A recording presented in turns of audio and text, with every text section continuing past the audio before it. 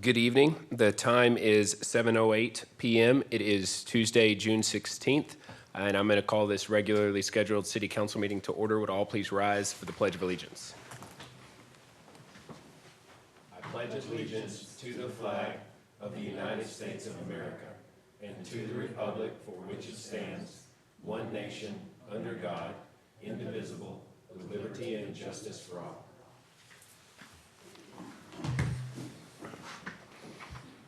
Would the City Secretary please call the roll? Mitchell, Here. Coach, Here. Ellison, Present. Shield. Here. Rizzo, Here. Villalobos, Present. Tobias. Here. Okay, 7 members present. We have a quorum. Next up, approval of the minutes. Mayor, Councilmember Shield. I'd like to make a motion to approve the City Council special meeting minutes from June 2nd and the City Council meeting minutes from June 2nd. Second. Okay, it's been moved by Councilmember Shield and seconded by Councilmember Rizzo. Is there any further discussion? All those in favor say aye. Aye. All opposed? Motion carries 7-0. Next up, citizen comments period. At this time, we ask anyone in the audience who wishes to come forward and speak on any item to please do so. We also have a virtual version of citizen comments where folks are able to register and speak through our online platform. I'm going to start with the folks that are here and call up Miss Rebecca Chapa. Miss Chapa, we ask that you keep your comments to 3 minutes and that you state your name for the record.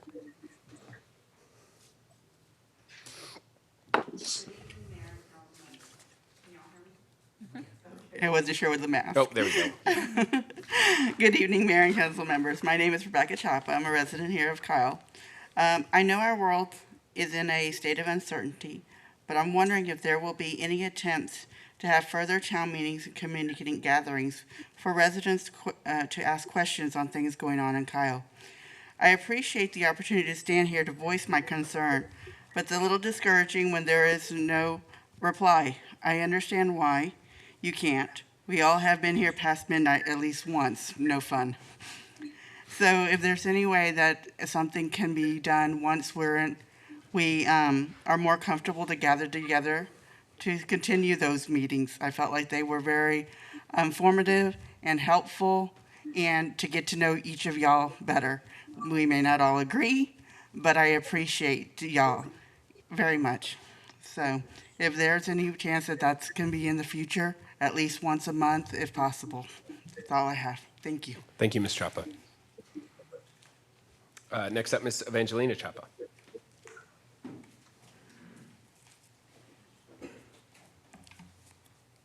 Mayor, council members, staff.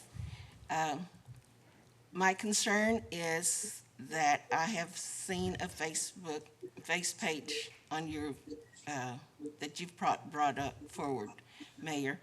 And my concern is that I don't know if it's a group that have gotten together that you plan to change the road, Rebel Drive. And it is very important. It's a very sensitive situation. And I think that it should not be a point where we should vote on it. I think that it should be a point where y'all are making the decisions. You all are here to represent the people. And I feel that we should not be, as taxpayers, that we should vote on that. And my concern is that I felt like this is stirring trouble. It just gave me that feeling because we have been here at Kyle very peaceful. But when you start mingling things like that, it's a very sensitive, and I respect what it represents. But I think that we need to think that it should not be a voting situation for the town. It's something that y'all should be taking. You've had a lot of decisions made on a lot of important decisions here, and we haven't had a voice. You all just make the decisions, y'all vote. So I think that this is something that you all can take care of, and we should not have to put the people through that. Thank you. Thank you, Ms. Chapa. Those are the only forms that I have here. Is there anyone in the audience who wishes to come forward and speak on any topic?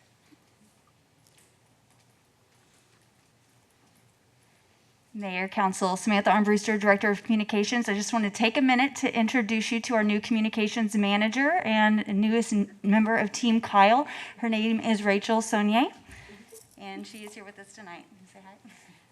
Hi, I'm Rachel Saunier, newest addition to Team Kyle. Very excited to be working with y'all and city staff to help, present information to residents and the community. Thank y'all. Thank you, Rachel. Thank Anybody you. have any, we can break a little decorum if anybody has anything they'd like to say. Welcome. Welcome. Absolutely. Thank you. Thank you. Yes, thank you. Welcome to the team, and I like the mask. That is good. Anyone else in the audience who wishes to come forward and speak? All right, seeing none, I'm going to switch over to our virtual environment. Do we have anyone set up virtually to speak?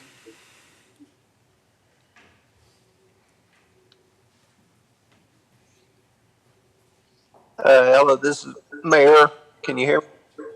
Yes, go ahead. This is John Hines.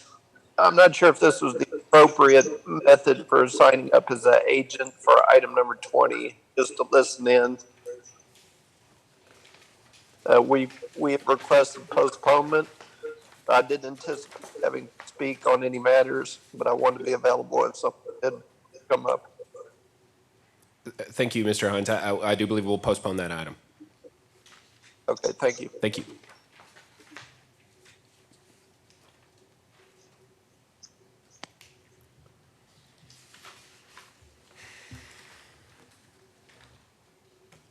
Do we know if that's it? I thought we had a couple more. Mayor, we did have 2 others that registered, but they are not on the line. Well, hold on. They're not on the line. Confirmed, not available?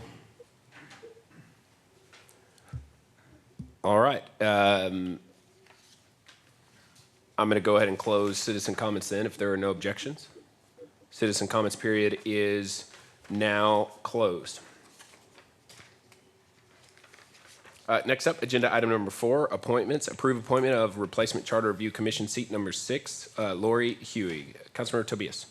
Yes, good evening. Thank you, Mayor. My original choice we had for the review commission, Sheila Henderson has taken another position or another job in the city of Waco, and I would like to wish her good luck on that, and thank you for wanting to have the willingness to serve. But what I have here is my new replacement recommendation would be Miss Lori Huey. She has been a resident of Kyle for over 17 years.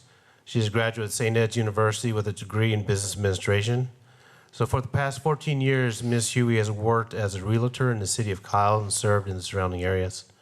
She has experience serving on the City of Kyle Planning Zoning Committee, Kyle Recreation Center Committee, City Leadership Committee, and the Citizens Police Academy.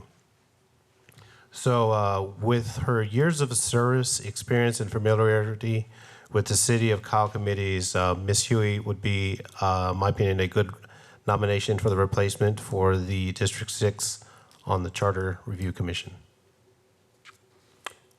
I'd like to make a motion to approve. Second. It's been moved by the mayor, seconded by Councilmember Shields. Is there any further discussion? All those in favor say aye. Aye. All opposed? Motion carries 7-0. I think Ms. Huey's already been attending too, so she should be up to speed. Yes, sir. Awesome. Thank you so much. Thank you. All right, next up, city manager's report.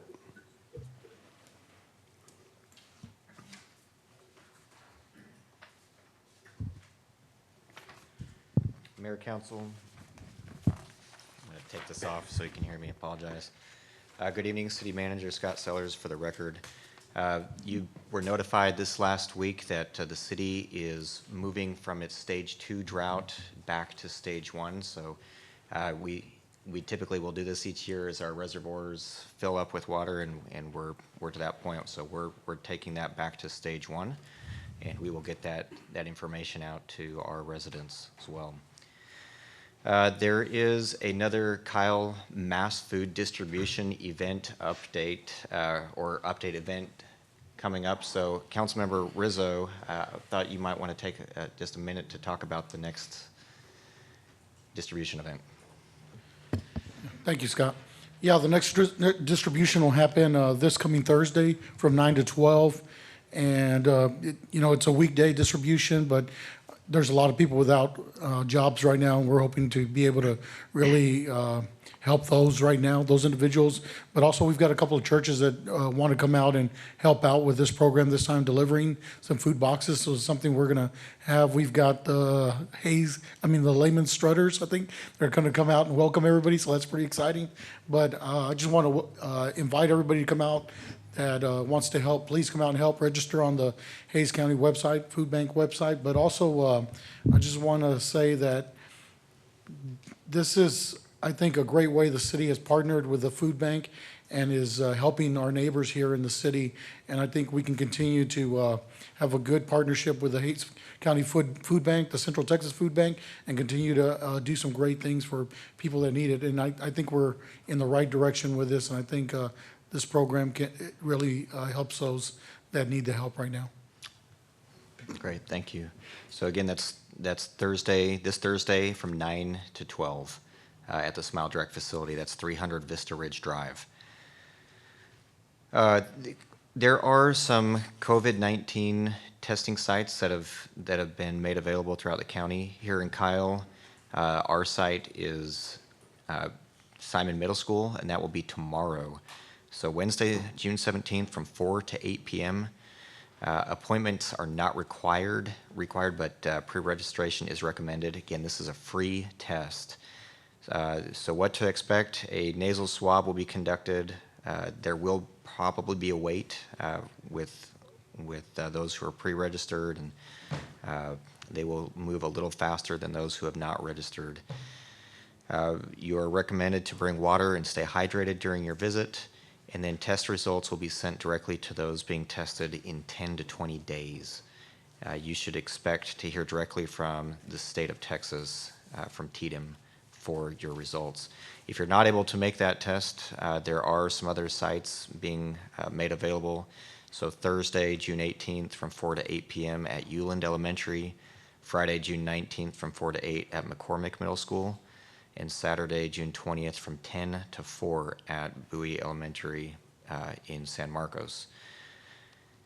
And then finally, this Friday evening is the inaugural Dialogue for Peace and Progress Summit. We'll hear a little bit more about that this evening. That is 7 p.m. On Juneteenth, and information about that is on the city calendar as well as our Facebook page. Those who wish to attend can do that here, or also can view it online through YouTube, Kyle 10, and the city's Facebook page. Just to elaborate even more on the testing sites, I think it's important that these are collaborations not only with the state, but also with the school districts in those respective areas. They are helping with both facilitating the tests in those areas and then also messaging. These are unique deployments for testing. So there's both drive-through and walk-up testing, which is significantly different than any of the other tests that we've had. And I can tell you that our first testing site, since I've been coordinating those throughout the county, brought in over 701 individuals to be tested.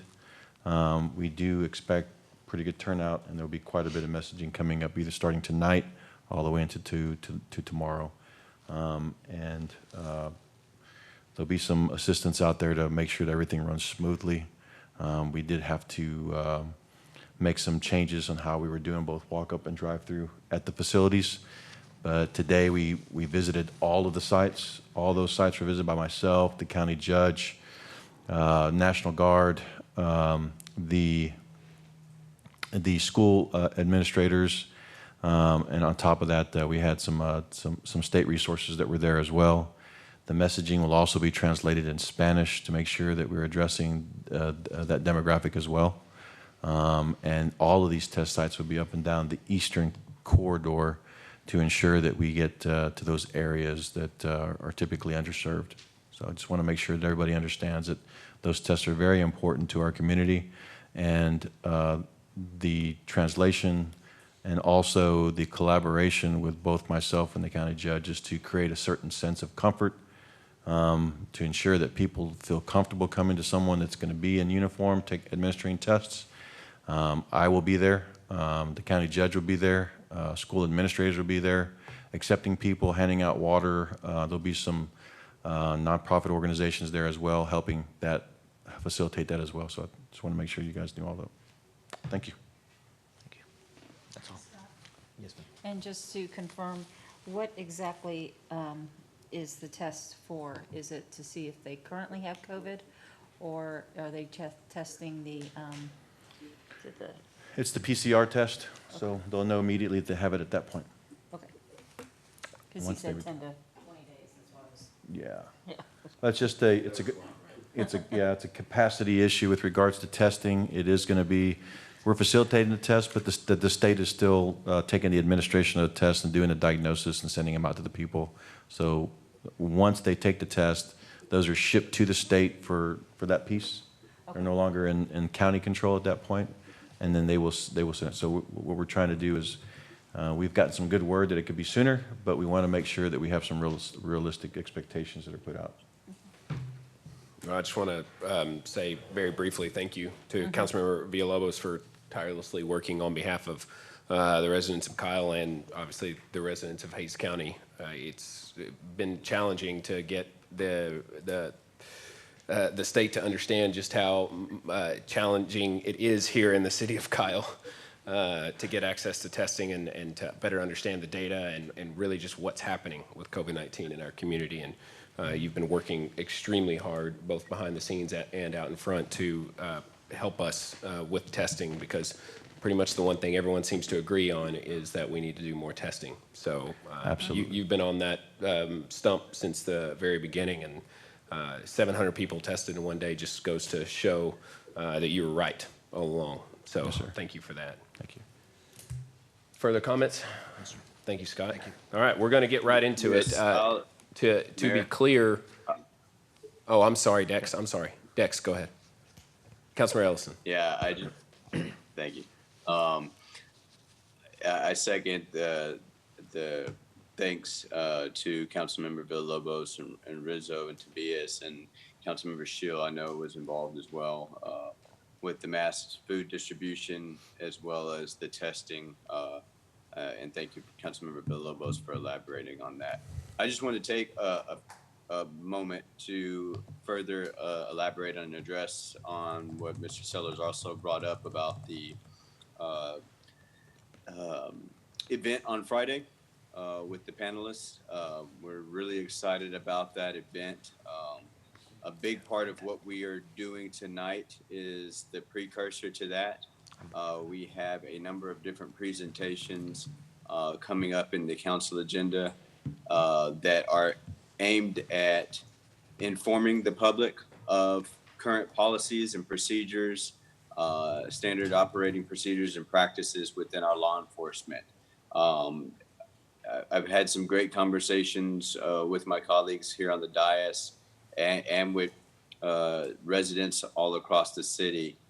And in order for us to know if things need to be changed, what can be changed, if we are comfortable with the practices and policies and procedures that are regulating our communities, we have to know what they are.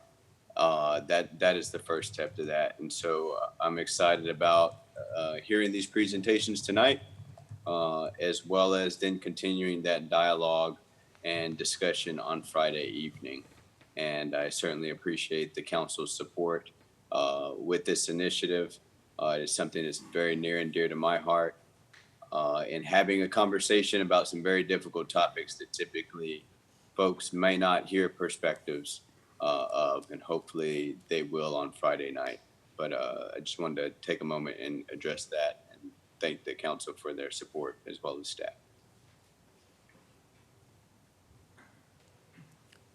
Thank you, Councilmember Ellison. If I could add to that, yeah, I think this is great. I'll tell you what, when you start talking, having these conversations, it builds relationships. And the best relationships happen when you have great conversations out there. So starting this process is a great thing. And always remember that we do have a great police department here, but we also have a great community here. And bringing them together, starting these topics and having these conversations is the best way to bring us all together. So, and that's great. Thank you, Councilmember Ellison.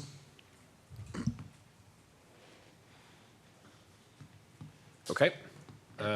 If there's no objections, we're going to go ahead and move forward. We have very intentionally cleared out the agenda for the day. There are still some items that we'll be taking up after the next series of presentations, but intentionally we wanted to make sure that the focus of our discussion could be related to current events and our police department, as well as just how we want to be as a community in terms of what our policing should be. Those are discussions that we want to just rest in here for a little while, and so I thought it was important that we didn't try to take up too much of our time with other things, because I know just what it feels like to feel rushed, knowing that you have 17 other weighty topics behind a weighty topic. So with no further ado, I'm going to go ahead and move into the first presentation, which is a Juneteenth proclamation that's being sponsored by the entire City Council. And so I'm going to go ahead and read that now. And actually, before I read it, I kind of want to say that this is the third year that we've been taking a very focused effort to celebrate Juneteenth here in the city of Kyle, and over the course of the last 2 years, and in particular this year, I have learned more about Texas history as it relates to slavery, why Juneteenth is celebrated, and why it is perhaps one of the most significant celebrations that we have here in the state of Texas. So a lot to unpack in Texas history. Some good, some not good. Juneteenth, good. So whereas after the Texas Revolution ended in 1836, the Constitution of the Republic of Texas legalized slavery and forbade any slave owner from freeing slaves without the consent of the Texas Congress. Whereas on January 1st, 1863, President Abraham Lincoln issued the Emancipation Proclamation, which freed slaves throughout the United States, including the recently annexed state of Texas. Whereas for 2.5 years following the Emancipation Proclamation, widespread slavery continued in Texas. Whereas on June 19th, 1865, federal authority was established in Texas, when General Gordon Granger arrived in Galveston. Granger proclaimed the end of slavery for 250,000 African Americans, as well as the end of the Confederacy. General Gordon's order read, in part, "The people of Texas are informed that, in accordance with the proclamation from the Executive of the United States, all slaves are free. This involves an absolute equality of personal rights and rights of property between former masters and slaves, and the connection heretofore existing between them becomes that of employer and hired labor." Whereas General Granger's order is now remembered throughout the United States as Juneteenth, celebrating that declaration of emancipation, and was declared an official holiday in the state of Texas in 1980 thanks to the efforts of state legislator Al Edwards. Whereas Juneteenth commemorates African American freedom and emphasizes education and achievement. It is a day, a week, and in some areas a month marked with celebrations, guest speakers, picnics, and family gatherings. It is a time for reflection and rejoicing. It is a time for assessment, self-improvement, and for planning the future. In cities across the country, people of all races, nationalities, and religions are joining hands to truthfully acknowledge a period in our history that shaped and continues to influence our society today. Sensitized to the conditions and experiences of others, only then can we make significant and lasting improvements in our society. Therefore, be it proclaimed by the City Council of Kyle, Texas, that Friday, the 19th day of June, 2020, should also be recognized as Juneteenth Freedom Day in the city of Kyle, and in recognition of the spirit of Juneteenth that celebrates African American freedom and achievement while also encouraging continuous self-development, respect for all cultures, and equal treatment under the laws of the United States of America. And there is an opportunity here for each and every one of the council members to sign this proclamation.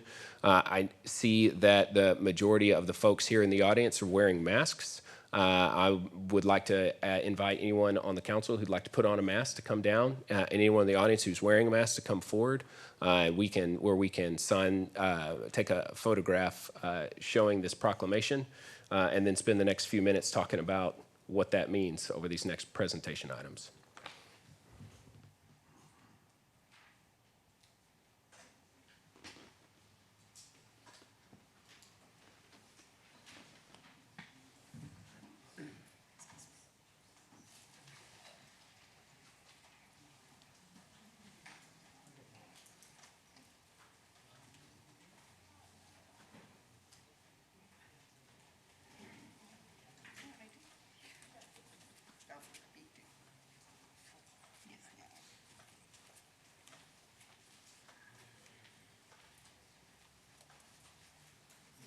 Can I slide this a little?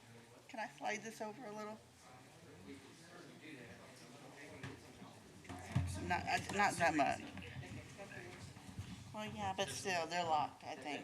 Yeah. Yeah.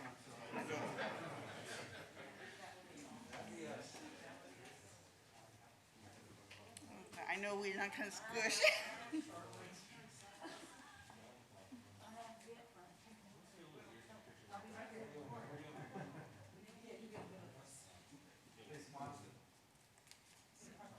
Someone could be behind the dice. Okay, there's some people aren't looking.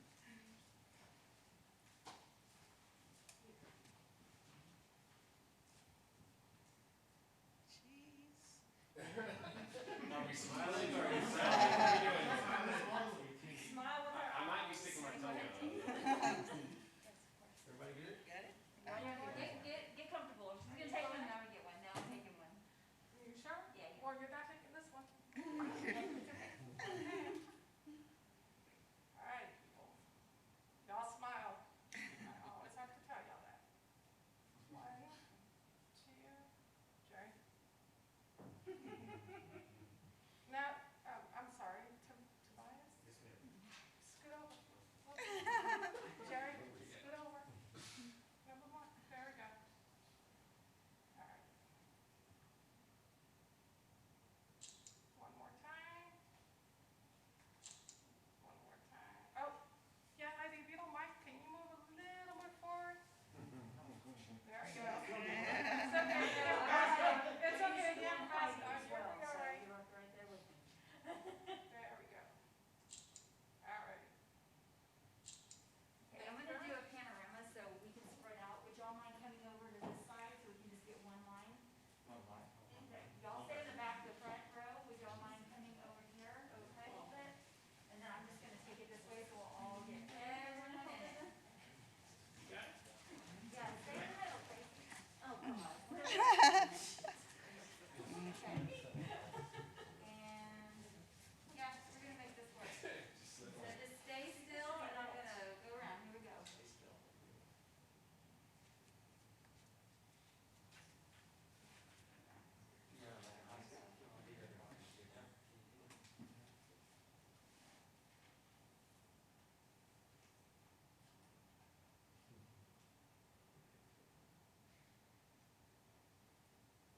Nailed it. Thank you. It's right there. I hope they're okay. Oh, I'm sure it's better.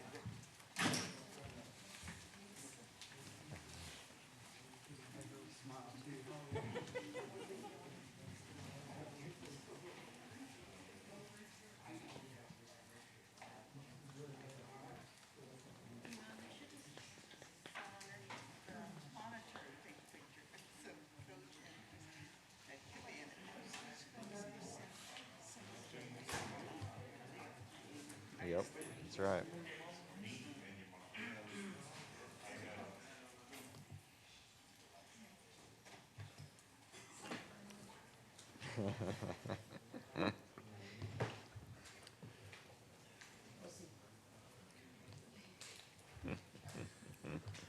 Does anybody have anything to add on that one before we dig into it? All right, next up. I would, Go ahead, Councilor Mayor, Robinson. I just wanted to say thank you for leading that initiative. As you mentioned, we've done it a few different years now. Typically, I'm the one writing it and putting it together, but this year I appreciate you taking the lead on that, and you did a great job. And I appreciate that you are being a student of history and learning and growing as well, as we all should. So thank you, sir. Thank you. All right, next up, agenda item number 7, presentation on 8 can't wait policies nationally. So the goal of we've broken them up really into 2 different sections. The first one is so that we can get a better understanding of what the policies are. It's more of an educational presentation. I appreciate the chief working with us to develop this presentation. And then in subsequent items, we're going to be talking about Cobb Police Department in particular and how we sync up with those policies. So take it away, Chief. Thank you, Mayor. For the record, Jeff Barnett, Chief of Police. So the first item that we're talking about is to identify the 8 Can't Wait program. So we have a video, just a brief video that Matt's going to queue up for us, and it'll kind of walk you through the steps, and then I'll summarize it following, if that's okay. Matt, go ahead. Thank you. Wait initiative is part of Campaign Zero, a police reform organization that launched in 2015 in response to the police shooting death of Michael Brown in Ferguson, Missouri. The killings of George Floyd and Breonna Taylor in 2020 have renewed the push for police reforms that encourage law enforcement to adopt 8 policies exercising more restrictive use of force. A campaign advocates say will reduce police killings and make communities safer. They are banning chokeholds and strangleholds, banning shooting at moving vehicles, implementing a duty to intervene policy requiring an officer to take action when another uses inappropriate force, requiring officers to report the use of force or threats to use force, requiring the use of de-escalation techniques, requiring officers to warn suspects before shooting, exhausting all other options before shooting at suspects, and implementing the use of force continuum to help officers appropriately respond to certain situations. The movement also calls for reducing the number of people in jails and prisons, demilitarizing the police, and funding community safety efforts. Some of the 8 Can't Wait policies are already practiced by departments across the U.S., but San Francisco and Tucson, Arizona are the only cities in the nation to have implemented all 8. Many are now reevaluating their policies and considering reforms. An analysis by Campaign Zero found that implementing these 8 policies would reduce police violence by 72%.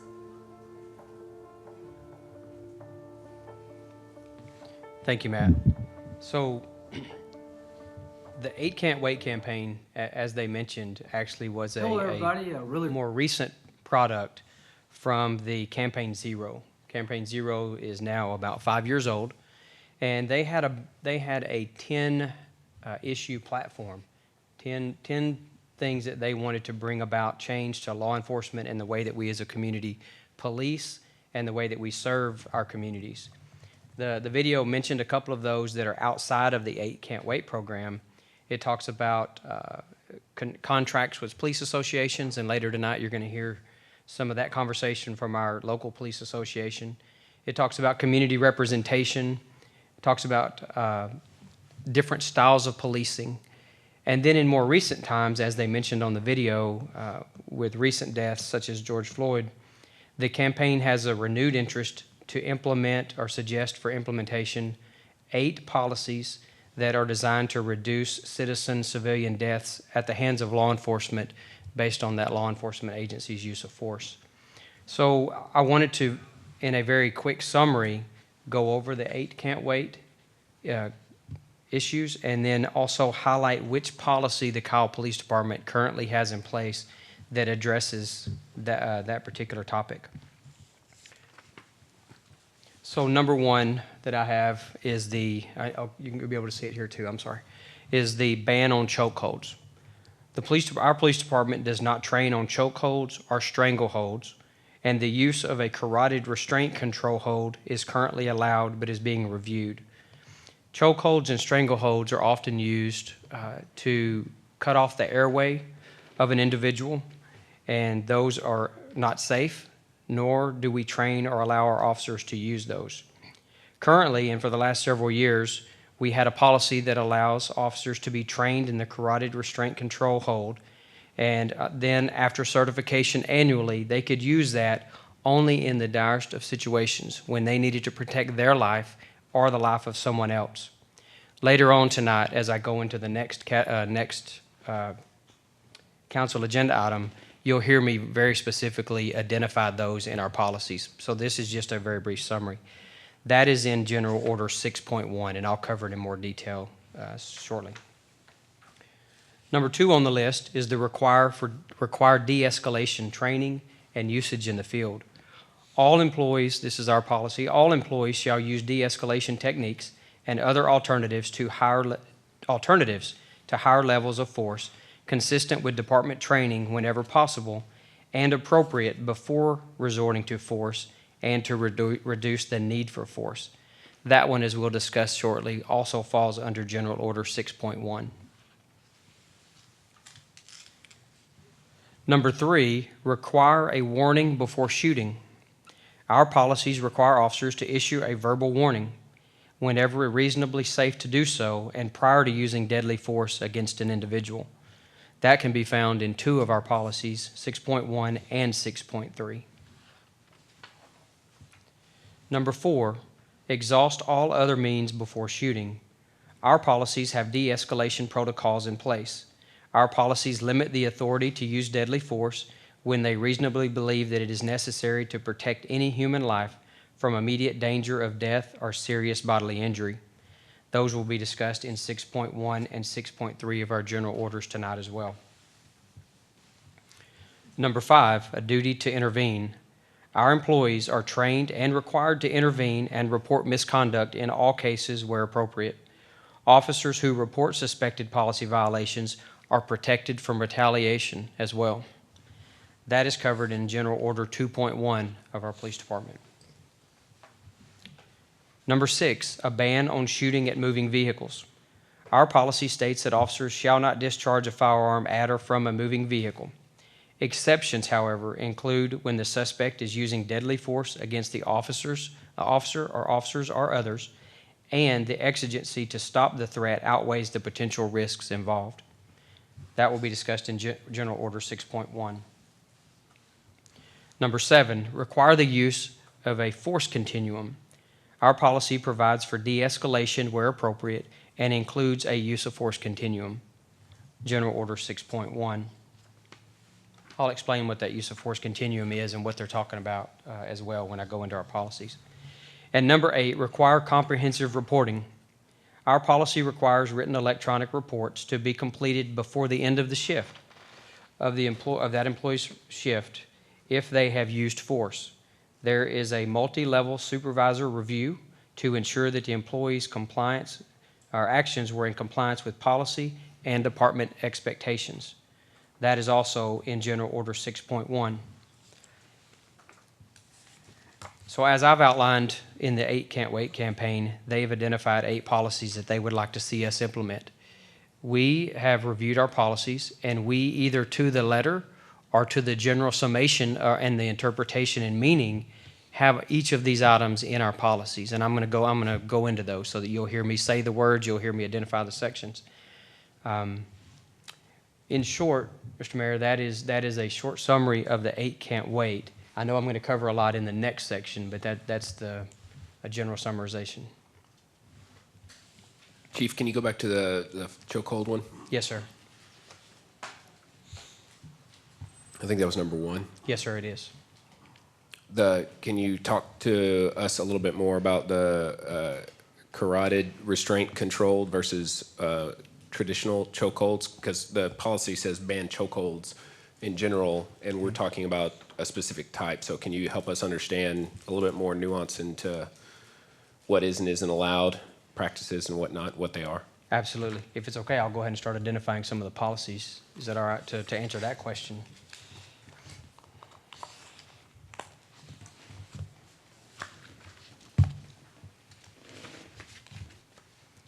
6.1, as you'll hear me refer to this one a lot, is our policy, our general order for response to resistance or aggression. In that particular policy, it discusses the officer's authority or lack thereof to use force. It talks about the steps that they must undergo before using force.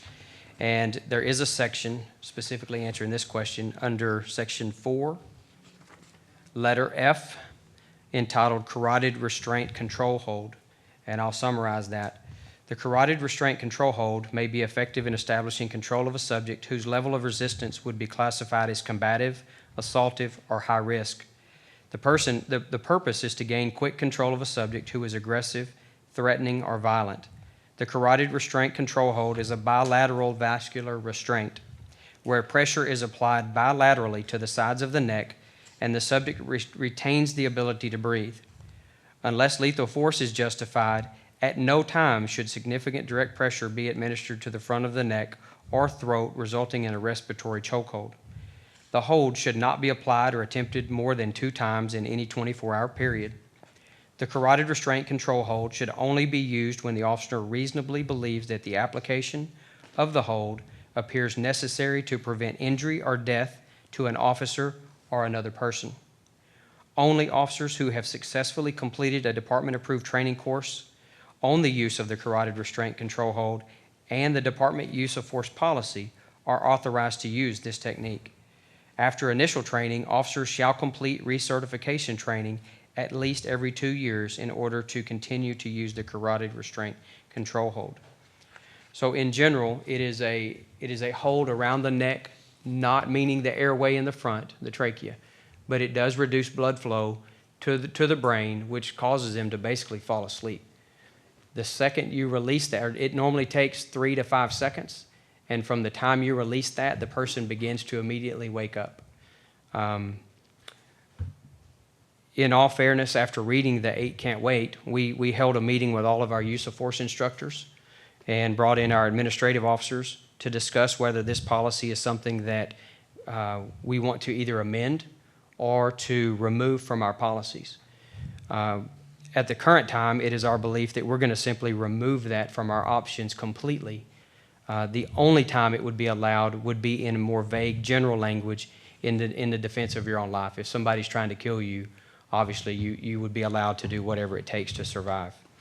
But I hope that explains the difference. Hopefully I described it physically, the difference of a chokehold and a vascular restraint and the training that's required, and only the time that you're allowed to use it is when you're saving your life or someone else. Right. The reason I'm asking is because the policy asks for banning chokeholds. What you're referring to is the most lethal or dangerous, risky type of chokehold.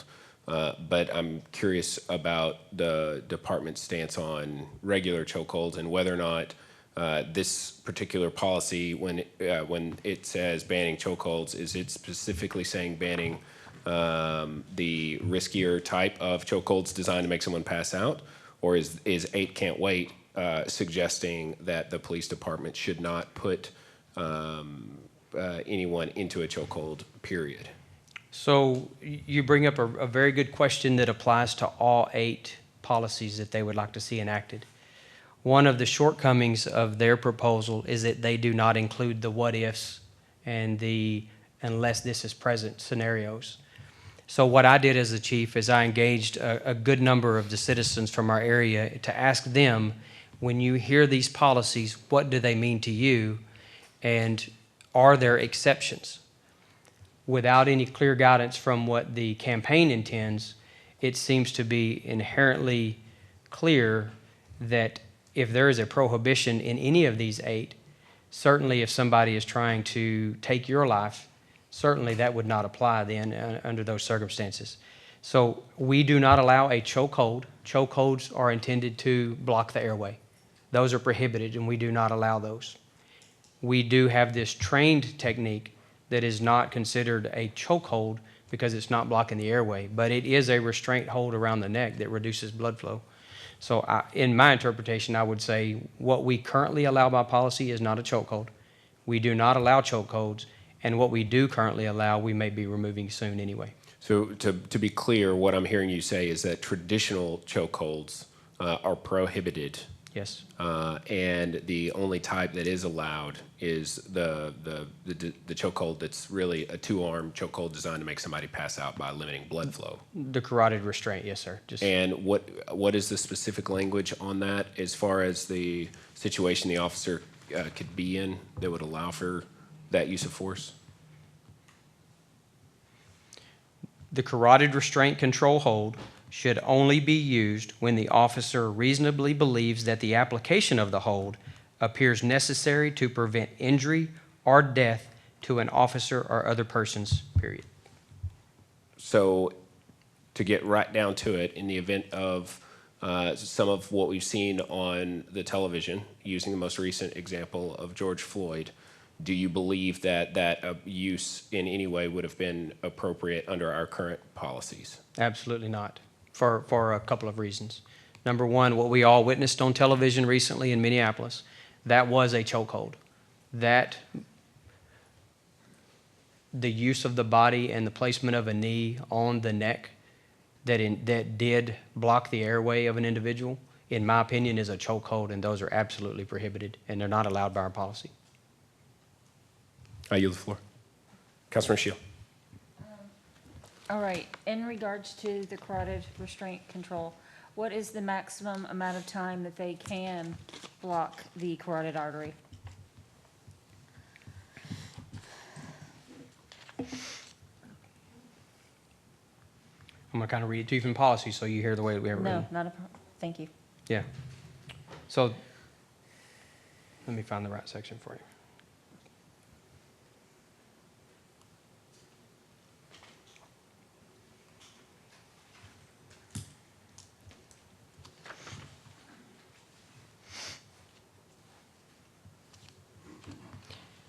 In section 4, number 4 of letter G in that same section that I referenced, it said if the hold has not achieved the desired effect within 30 seconds of the initial application, the officer should release bilateral pressure and either disengage from the carotid restraint control hold, reassess placement, tactically reposition, or transition to some other reasonable force option. Okay. The reason I ask is, of course, limiting blood to the brain, which is what that does, can also cause a traumatic brain injury. And so, you know, a TBI is anything from just, you know, a limited function to actually a vegetative state. So, whereas I know, you know, a chokehold and everything can, you know, restrain somebody's breathing and actually cause death, so can a carotid restraint if it's not applied properly. And so that concerns me. You know, just the idea of somebody being in a vegetative state just bothers me. So I really hope that you do really look into that and maybe very highly consider taking even that type of control out of the policy.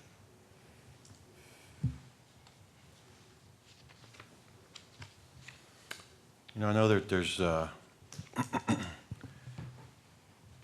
coming from the school on the uses and the reasons why we took out chokeholds many years ago was because it was legislated in because of what? Because someone was seriously injured and somebody died. And then you have the carotid, which is it's a very technical hold.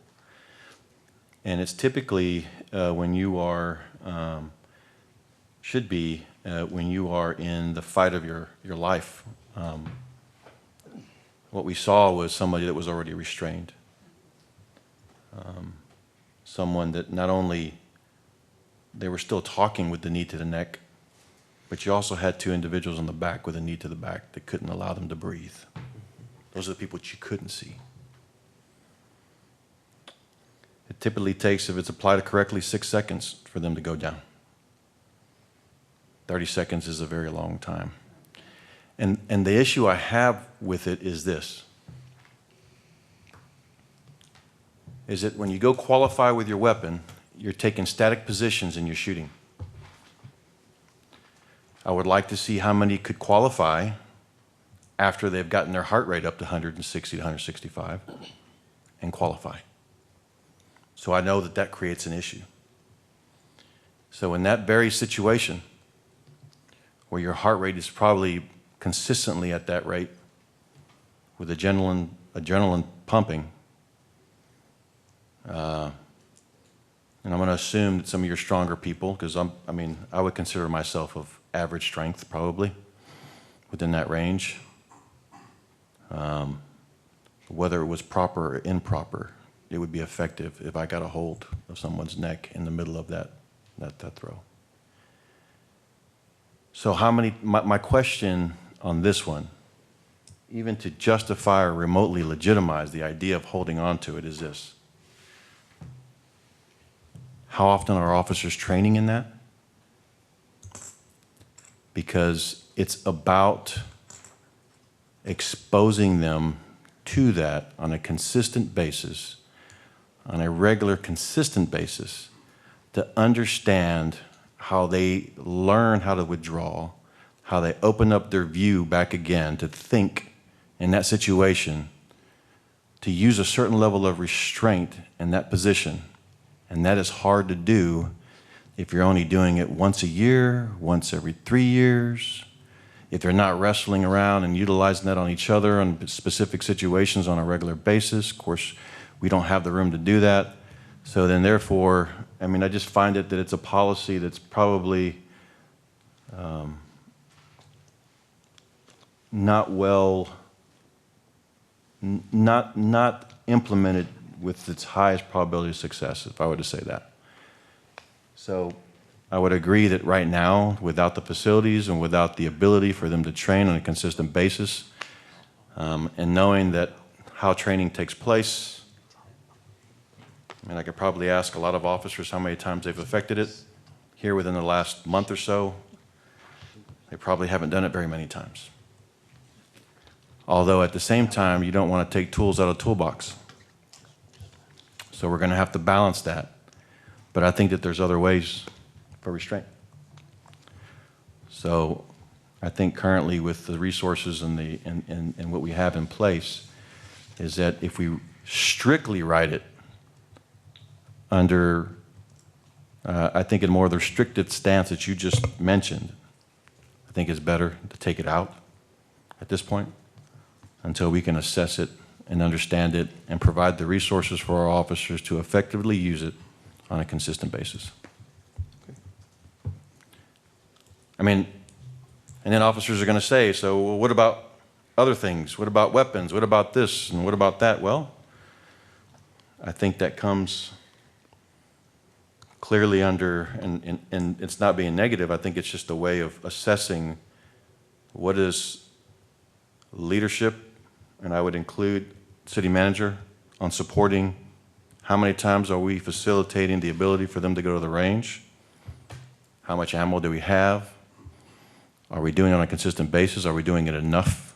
So there's a lot of thought that goes into this process, Chief, and I know you have too been thinking about this, and that's my assessment. Knowing and understanding how consistently they train, especially in those types of use of force and understanding their body in those areas, that I think we need to assess that, reassess it. And I'm sure I'm sure you're understanding that as well. Yes, sir. Thank you. A couple more questions on it. You said that carotid chokeholds shouldn't be used more than twice per year. Can you elaborate on what that means exactly? So I'm just going to make sure I clarify the terminology. It's not a carotid chokehold, it's a carotid restraint, and a chokehold does is something different. So Okay. for me to answer you, I want to make Understood. sure. Thank you for that. So no, it's no more than 2 times in a 24-hour period. So if a 24-hour person. period. 24-hour period, yes, sir. To So the if same, they were. to the same person, right? Yes, sir. Yeah, and there's a lot of sections that I have highlighted, but basically, there's a lot of stuff that we do when we deploy this technique. I'll tell you that we have approximately 10 out of the 54 officers that we have even certified in this. So that means the others are not certified in it. They haven't been through the training course. It's not a technique that they would even be allowed to use by policy. We do have one in-house instructor in the technique. And Captain just reminded me, we think we've had one application in the field in the last several years. I don't think it had a specific That was my time next frame. question. Yeah, one application in the field in the last several years. Okay, that he's even aware of is one application of this technique in the field ever. So it's not something that happens very often. Captain, would you be comfortable sharing, at least generally, what led to that decision and what the circumstances were that caused us to use that at that time? Mayor and Council, I actually don't have the details of that one incident, but I know in discussions of this policy, the admin staff and the trainer, we discussed it, and they brought it to my attention, and we discussed that it's only been applied once. Was a report generated Oh, when that yes, happened? yes. There is a report generated every time a use of force. A use of force happens. Yes. Okay. Yes, sir. So that is something we could get the answer to a little later as far as the circumstances around that. Absolutely. There would be testimony on that. We can look up the incident, the report. Yes, sir. Okay. What would happen if that wasn't available to that officer in that period of time is really the question that I'm curious about. What are the alternative uses of force that we could apply to keep our officers safe? Because the parameters that are set in the policy are such that the officer uses that technique in order to protect themselves in a very serious type situation. You think of it as an all-out brawl where they're being attacked, they're swinging around, they are trying to get control of the situation. This is a very different picture in my head of what that kind of force would be used for appropriately. And so I'm curious, in the event that a situation like that happens, what would our officers do if they weren't able to use that technique? For example, the other 40 officers, what would they do in that situation since they aren't authorized to use that technique? So they would either use tools on their belt, things that they carry with them if they were available, such as a taser, perhaps, pepper spray, perhaps. That's if they had that with them and on them at the time, because not every officer on duty 24/7 has all of those tools. So it could result in anything other than using another technique to, honestly, it could result in them using deadly force. Because remember I said, if they believe that their life is in danger, they believe they're about to be killed, if that is not something that they can use to try to get somebody off of them, then they may resort to deadly force with a handgun. Now, it goes from that gambit all the way down, because that's a big, broad question, and a million different scenarios come into mind.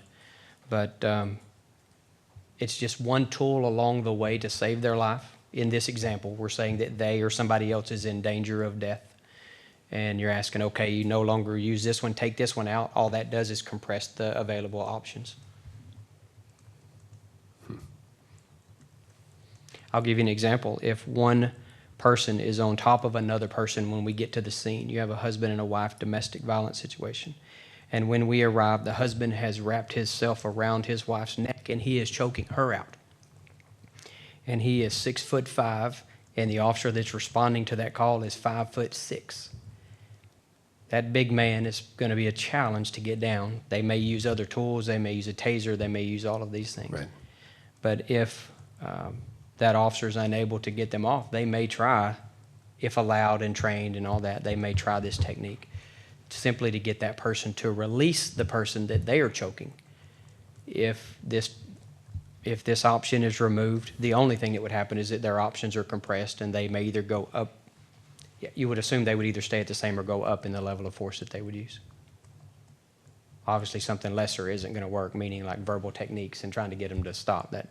Would really love to get just even a 30-second briefing of the one incident that you're referring to. I don't know how long that takes to get put together, but a good example Sure. of local, I think would potentially help us, because your point's well taken. You bet. The last thing in the world we want to do is to take someone, to take tools away that are appropriate, because we're trying to prevent something that was clearly inappropriate that no amount of rules can stop, which I've heard many, many times over the last week or so.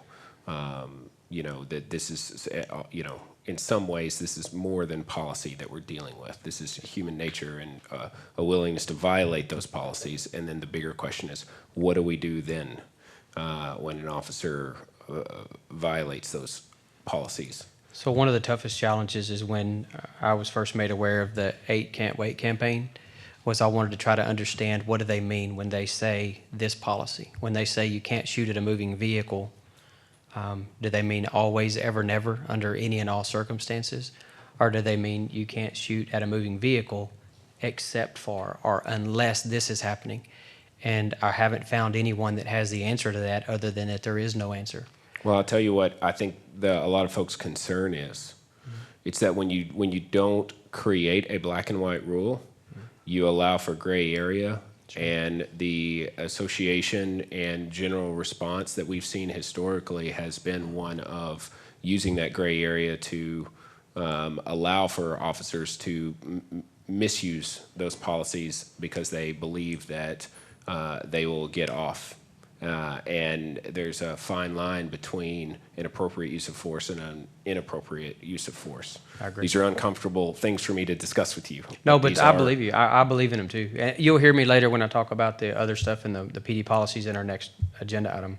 You'll hear me talk about perceptions of what we've seen too from a law enforcement perspective.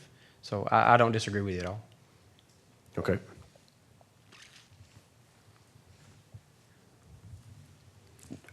Does anybody want to keep going through some of these or have questions about other items? The can you just scroll through them, Matt, one more time? I'll tell you when to stop. I think there were 2 more that I had questions on.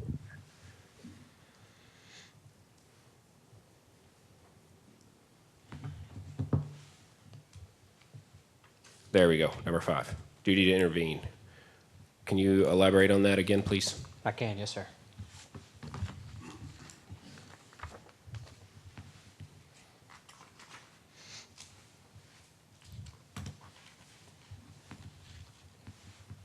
Our employees are trained and required to intervene and report misconduct in all cases where appropriate. Officers are required to report those violations to their supervisor, and then they're protected from any retaliation.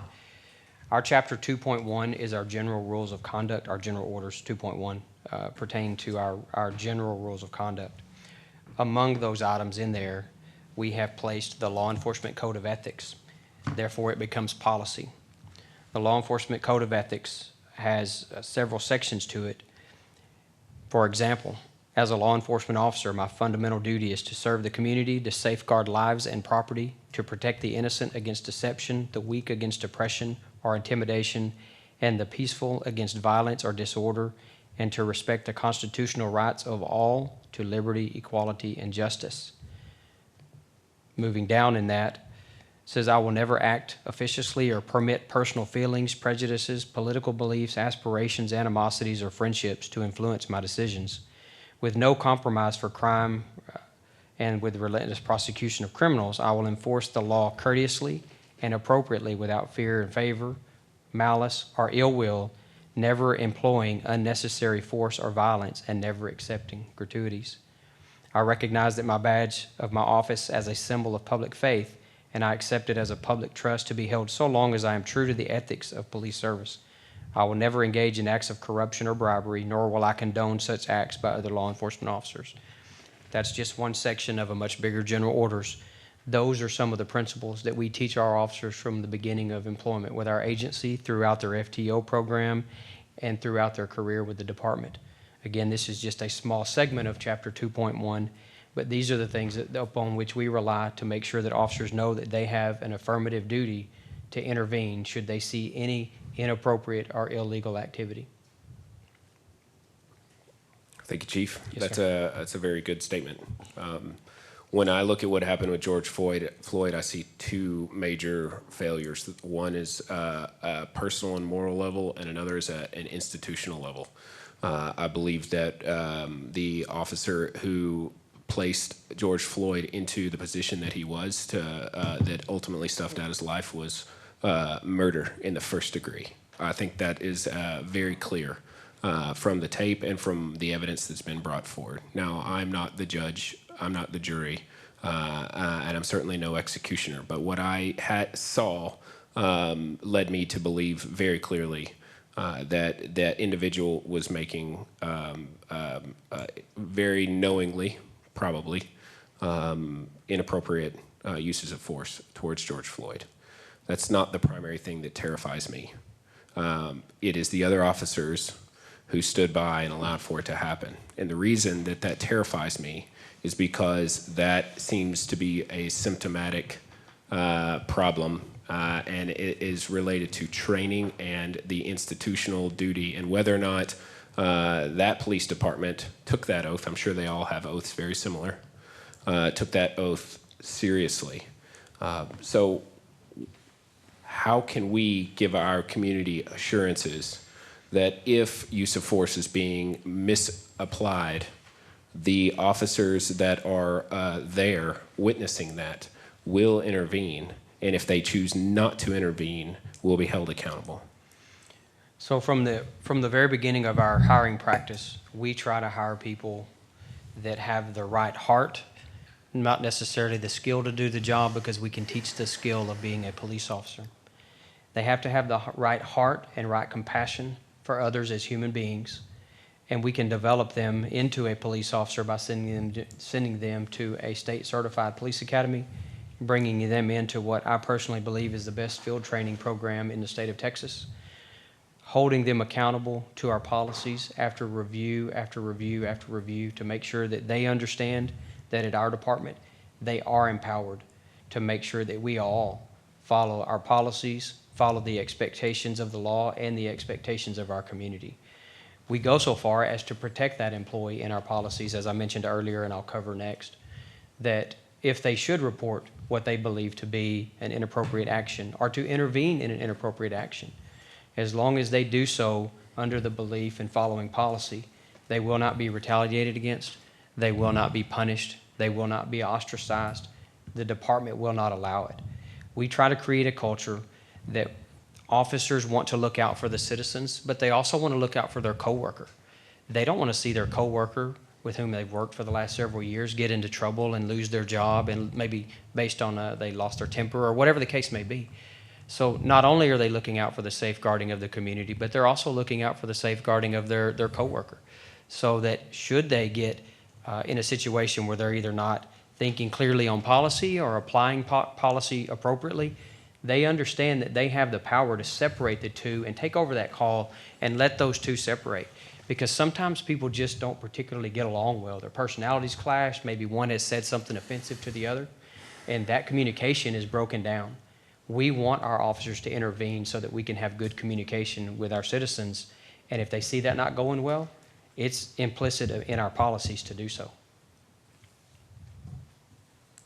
I guess the next part of that is should there be a violation, we have mandatory reporting, as I mentioned, and then we also have disciplinary action that would be sure to take care of anybody acting outside of policy.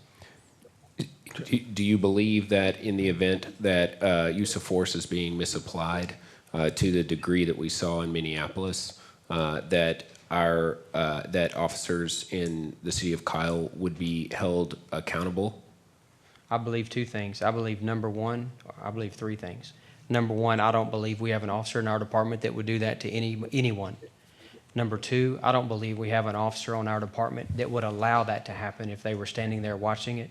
And number three, if number one and two somehow happened, I would absolutely believe that they would be disciplined by our department up to and including termination and criminal charges based on what we saw in the Minneapolis example, without a doubt. Do you believe that the officers in that situation were deserving of criminal charges? I do, absolutely. Equal to what they received? I don't want to pretend I know all the charges on the secondary officers, but I know they're charged. I just don't remember the exact title of their offense in another state. But I absolutely believe that they deserve criminal charges. Councilor Rizzo. Yeah, I really haven't talked about this subject a lot. After seeing the video of George Floyd, I've kind of been silent. And one reason why is that I've never seen someone's life taken away so slowly, so methodically, and it really hurt me to see that there's evil like that in the world. It's been kind of hard to talk about, I'll tell you right now. I can't unsee what I've seen, and I can just say that somebody had to have known what this person was like, what this officer was like. There had to have been other incidents, and I hope that we have a department that really, really polices each other and can point out situations like this, because this is something that didn't just happen at one instant. This is somebody that had evil in their heart from the beginning, and it was just a matter of time before he took somebody's life. So I just want to make sure that we do have those safeguards in place where even a rookie who comes in his first day on the job knows that, you know what, he's got the full backing of his police chief, the sergeants, and everybody above him, that if somebody commits a vicious act and he sees this evil in someone's heart, to report it. And he's not going to be held, shunned or pushed aside or retaliated against, you know what I mean? So it's one of the things I want to really think about. But yeah, I just, I can tell you right now that this is one of the reasons I've been silent on this, is that it's horrible what happened that day. And, you know, we see a lot of things on video games. We see a lot of things in the movies, and when it's real life and it's slow like that, I mean, it's horrible. I mean, but yeah, thank you.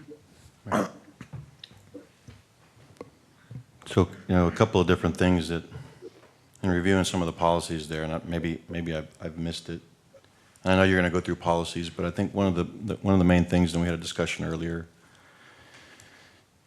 is that building culture within an organization is having expectations that are translated down from not only the command staff, but also to the frontline supervisors all the way to the frontline staff, is creating a culture of understanding the sanctity of life.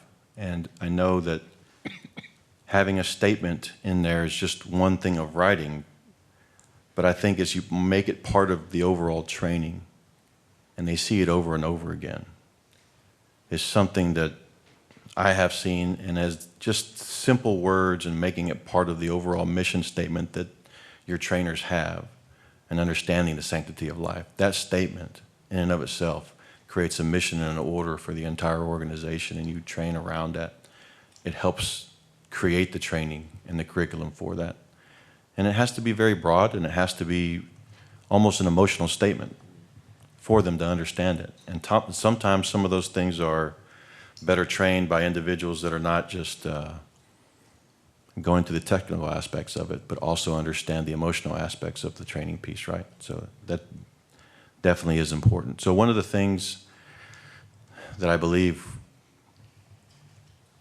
should be a part of the overall organization is that. I think the other thing that you from a certain level of accountability is always policy, right? But to build trust and legitimacy with your organization is to allow opportunities for community engagement wherever they can be. Not only does it build trust and legitimization, but it also creates an understanding of what type of training should be created and implemented on behalf of your own community. So I got a couple of different things that I think to make points about that. Number one is, I know you guys have internal oversight committees, but I think there should be a committee that engages the public to be a part of, that looks at specific policies and helps guide what the department is doing. It is a consultatory role, ultimately with the chief making a decision based on consultation with your staff and legal, to ensure that what you're doing and what you're being asked falls in line with best practices. But at the same time, it brings forward the opportunity for them to review policy, to ensure that those are considerate with your community. And it also builds trust and legitimacy on a consistent basis, allowing them to be a part of that. I know it's a trend across the nation to do that. And I think with the building piece of this particular community and how engaged we are as a community, I think it's about time that we start engaging that piece. I think it should be a diverse role with regards to that, but I also think it's imperative that building that trust and legitimacy also, you have your organizations that you create ambassadors. These individuals are not someone that kind of pats you back in a vacuum. It's good and it's okay to have that discourse because it makes sure that you're bringing policies that have been completely and totally vetted. And sometimes that creates more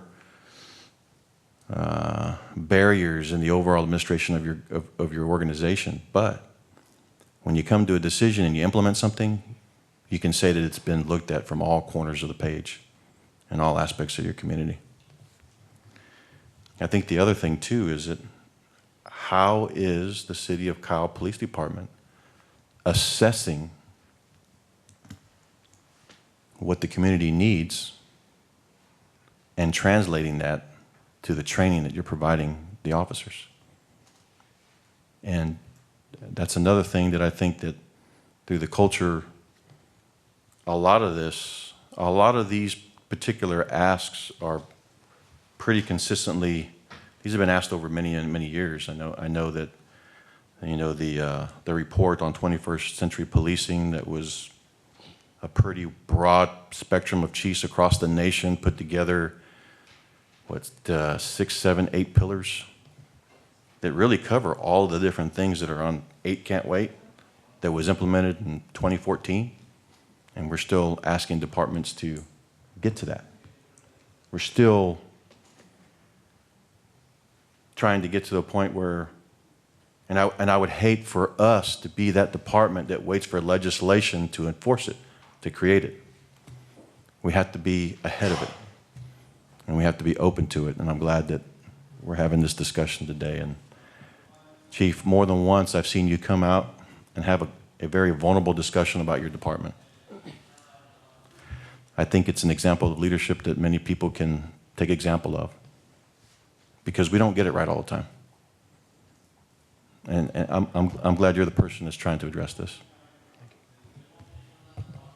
Me too. Do y'all want to keep going down these? I could keep asking questions, but I think maybe I'm getting into the next section a little much and stealing some of what Chief is going to be bringing forward. So, Councilor Ellison, Mayor Pro Tem, do y'all want to add anything on this section before we move on to the next one? Same topic.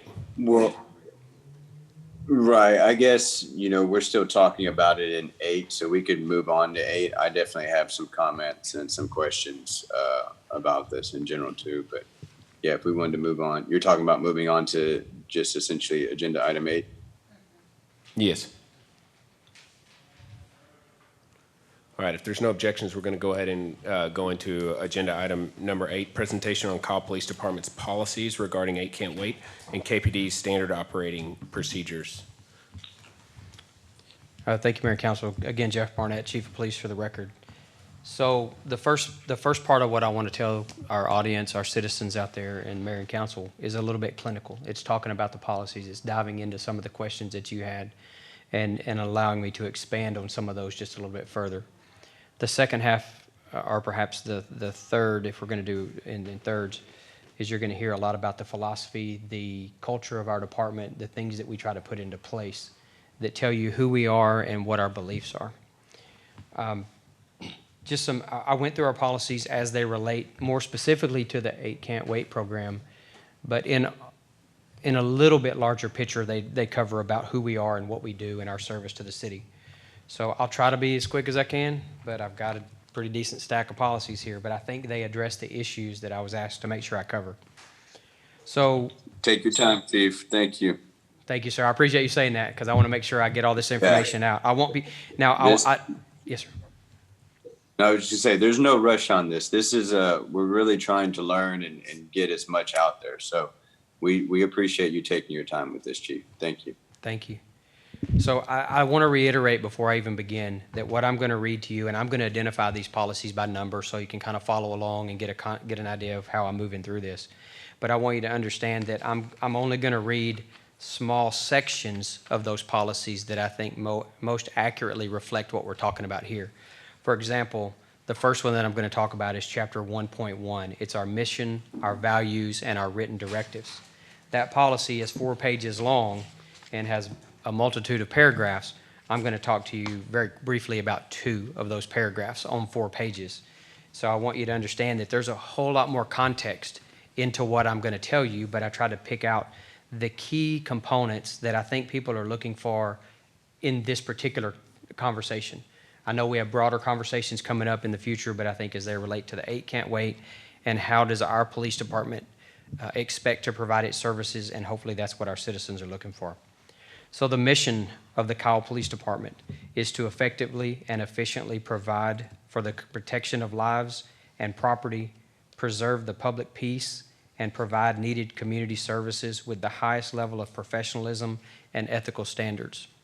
I tell you that because it sounds very clinical. It doesn't have a lot of feeling behind it, but it's words on paper. These are the things that we teach our officers that they're held accountable to. They understand, and we explain the language, and you're going to hear me go into some more.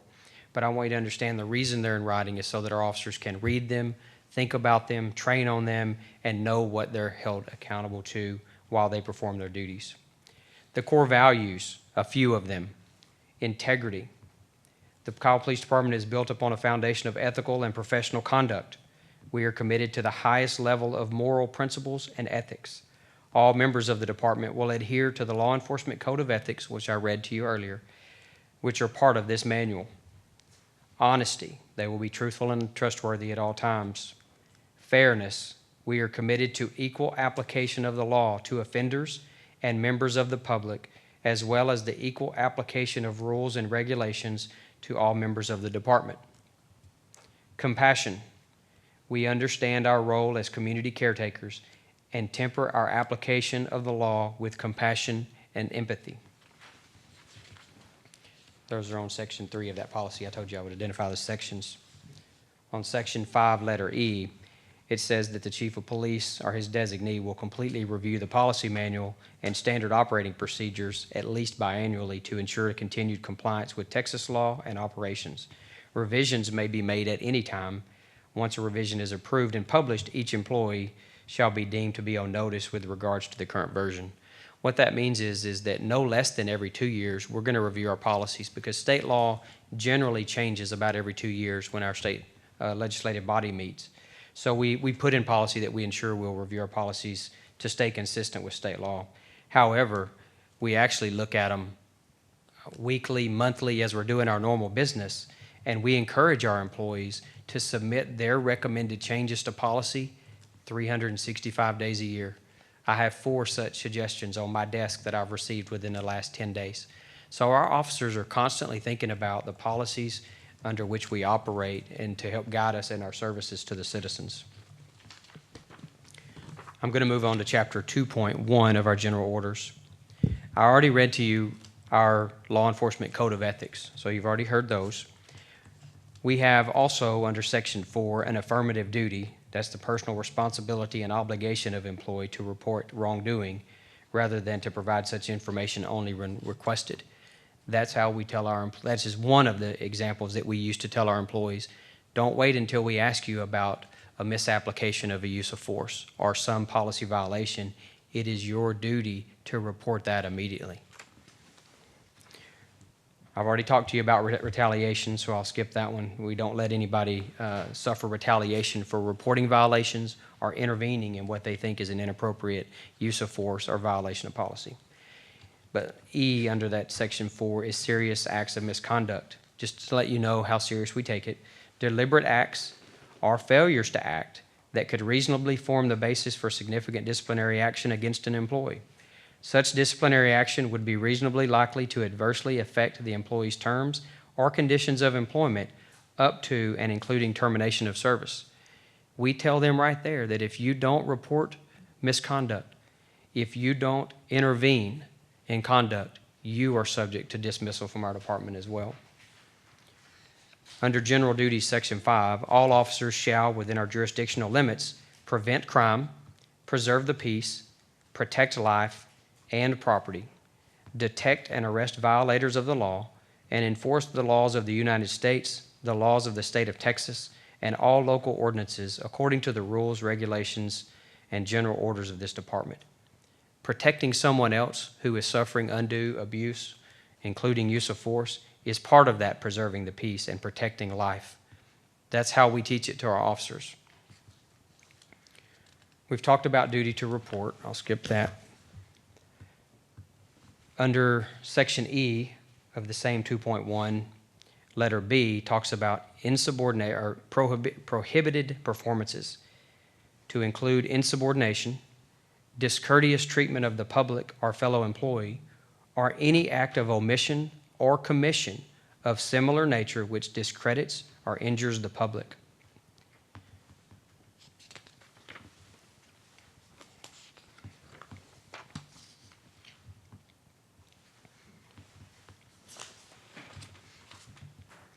G, number 5, is responsibility to respect the rights of others. Employees shall respect the rights of other individuals and shall not engage in discrimination, oppression, or favoritism.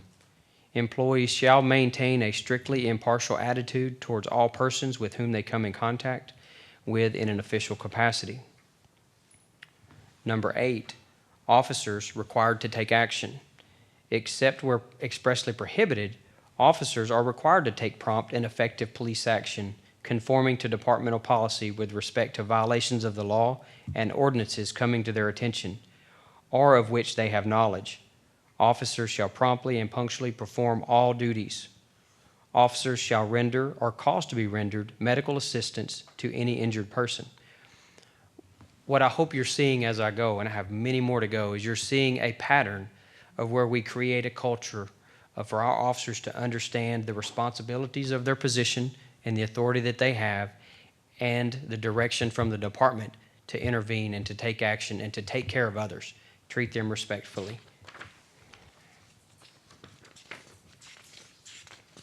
Moving many pages back to the back, this is section I, number 13. Again, we tell them, you have a duty to be kind, courteous, and patient. Employees shall at all times be courteous, kind, and patient, and respectful in dealing with the public. Employees shall strive to win the respect of all members of the community in the discharge of their official duties. When addressed, employees should avoid answering questions in short and abrupt manner, and shall not use harsh, coarse, violent, profane, indecent, suggestive, sarcastic, or insulting language.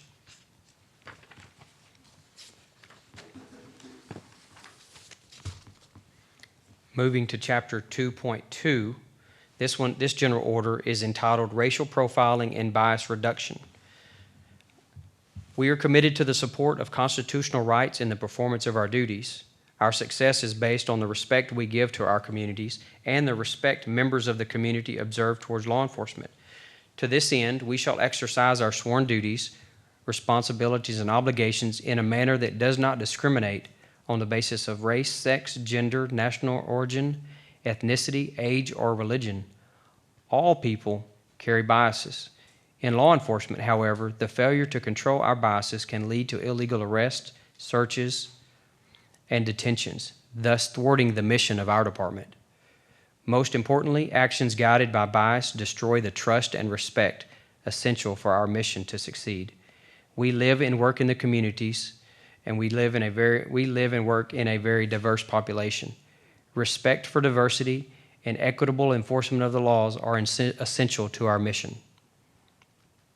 The purpose of this particular order is to provide general guidance on reducing the presence of bias in law enforcement actions, and to identify key contexts in which bias may influence the actions or emphasize the importance of the constitutional guidelines within which we operate.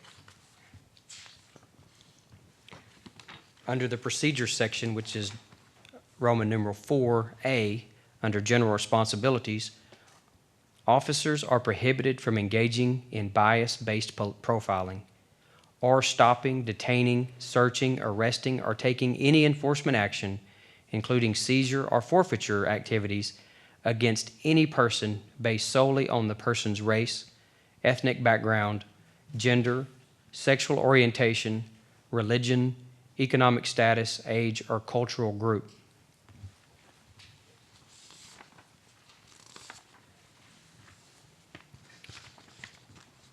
Under the same section 4, letter G, officers shall complete all required state law training regarding bias-based profiling.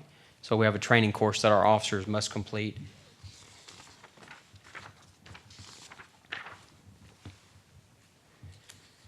I have chapter 5.3 here, but I'll just summarize it. This is our body-worn camera policy. We have a policy in place that our officers wear body-worn cameras. All of our officers are provided with body-worn cameras. And then there's a section, all body-worn cameras or body cameras shall be activated for the duration of any of the following situations.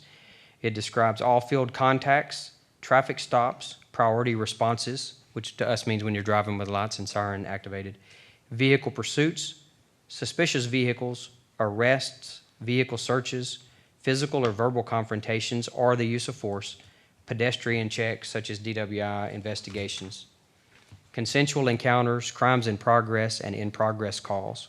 The list goes on, but you can tell that we emphatically require our officers to activate their body-worn cameras and to keep those on from the beginning until after that call has concluded. Chapter 6.1, this is the one that I mentioned earlier, and it has a lot more information in it because it is entitled Our Response to Resistance or Aggression. People may otherwise also call this the use of force. Our department values the protection and sanctity of human life. That's the first sentence in that chapter. Our department values the protection and sanctity of human life. It is therefore the policy of this department that officers use only the force that is reasonably necessary to effectively bring an incident under control, while protecting the lives of the officer and others. The use of force must be objectively reasonable. The officer must only use that force which is reasonably prudent, which a reasonably prudent officer could use under the same or similar circumstances. The officer's actions will be reviewed based upon the information known to the officer at the time the force was used. Information discovered after the fact will not be considered when assessing the reasonableness of that use of force. Our philosophy in Section 3, in all cases, only the force that is reasonably necessary shall be used by employees of this department to accomplish the lawful objectives. The amount and degree of force that may be employed in attaining lawful objectives will be determined by the surroundings and circumstances. A graduated escalation of force. Remember earlier I said I would highlight our use of force continuum that they mentioned. This is where we talk about that. Our graduated escalation of force should be employed in situations not demanding the immediate use of a more severe level of force. The principle by which force is judged is the minimum force reasonably necessary to accomplish the legitimate police objective. The levels of force authorized by the Kyle Police Department in ascending order are physical presence and verbal persuasion, physical restraint or soft, empty hand control techniques, the use of OC spray chemical agents, the use of a taser, electronic control device, the use of the carotid restraint control hold that we mentioned earlier, the use of long-range munitions,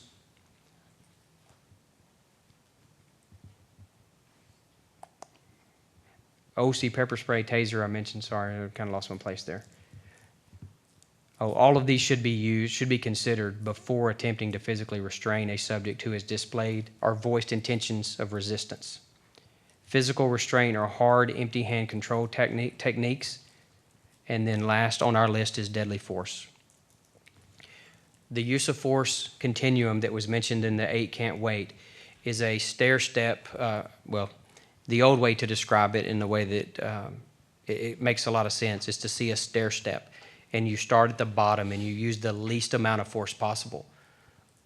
In almost every case that we encounter, and I'll go over some numbers later, anything that we need to direct somebody to do, those individuals comply with that directive.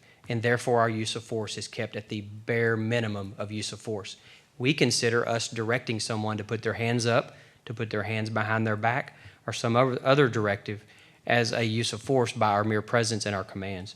You heard the last level of use of force at the top of those stairs, and that's deadly force. We try everything we can before we ever have to use deadly force to bring that incident to a successful and safe conclusion using the various steps that I mentioned before. At the end of all of that use of force, appropriate medical attention will be provided to any person who is injured as a result of police action involving the use of force. All injuries, claimed or otherwise, require a patrol supervisor to be notified as well, so we make sure that our supervisors are aware. In Section 5, letter B, officers are required to have in-service training on the use of force policy and show proficiency on all less lethal weapon systems every year.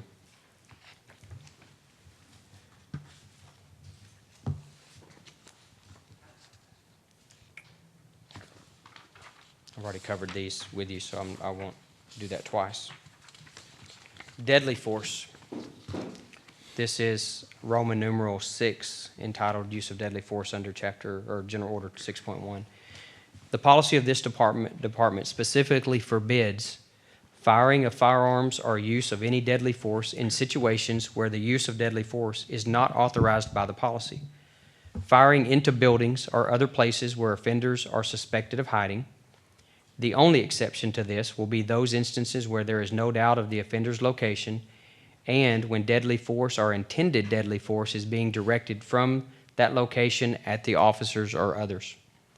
Number 3, use of deadly force in cases of escape from custody unless the officer reasonably believes that the suspect poses an immediate threat of death or serious bodily injury to the officer or others. Remember, these are prohibitions, things that they can't do. Number 4, firing at or from a moving vehicle, except A, when an occupant of the vehicle is using or attempting to use deadly force on an officer or other person. B, as a last resort to prevent death or substantial harm to the officer or another person, and with the approval of the on-duty supervisor who has been made aware of the situation. And C, that any such return fire should not be made in a negligent manner. Number 5, again, these are prohibitions. Firing warning shots.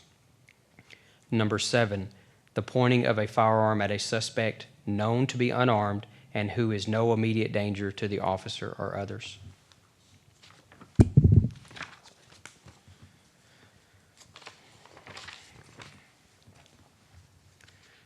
Chapter 7.1 of our general orders is entitled Constitutional Safeguards.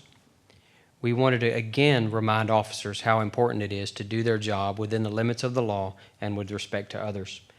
This policy states, the federal and state constitutions guarantee every person certain safeguards from government intrusion into their lives. These safeguards have become the cornerstone for the application of criminal justice in America. The department expects officers to observe constitutional safeguards. The department further expects that officers understand the limits and the prerogatives of their authority to act. Respect for the civil liberties of all persons shall be the paramount concern in all enforcement matters.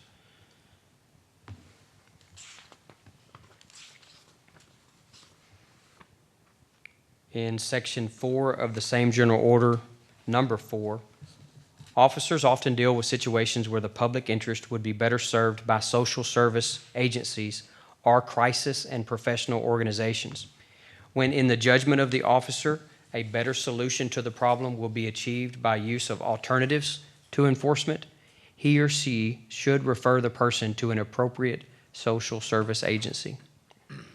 Number 5, the use of warnings may sometimes provide a solution to a problem and may enhance the public perception of the department. Normally, the use of a warning occurs in traffic offenses, but occasionally may be applied to criminal offenses.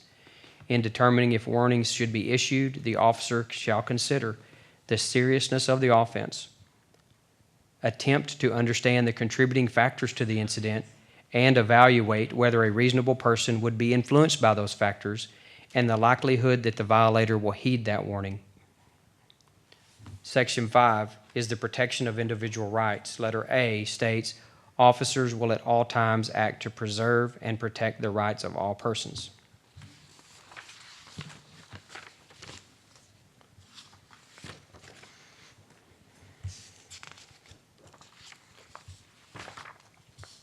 Chapter 7.11, 7.11. This policy is entitled Prisoner Transportation. And the reason I bring it to you is I wanted to highlight the continued care that our officers have once they take a person into custody. This is in section F, control prisoners while transporting. Observation and medical assistance, number 2. If a prisoner appears lethargic, particularly after an active confrontation with officers, or appears unresponsive, immediate medical help may be necessary. They are to observe the suspect carefully, and if the officer is in any doubt of the prisoner's health, they must summon medical aid assistance immediately. Officers should ask an apparently ill prisoner if he or she wishes medical assistance. A transporting officer shall advise the receiving officer or deputy of any medical conditions of the prisoner or any suspicions or concerns about the prisoner's medical or mental health. That means that when we deliver them to the local sheriff's department, because we do not have our own jail facility, that we are obligated to tell that jail institution of any medical concerns that we may have about that individual's health, and that includes medical or mental health.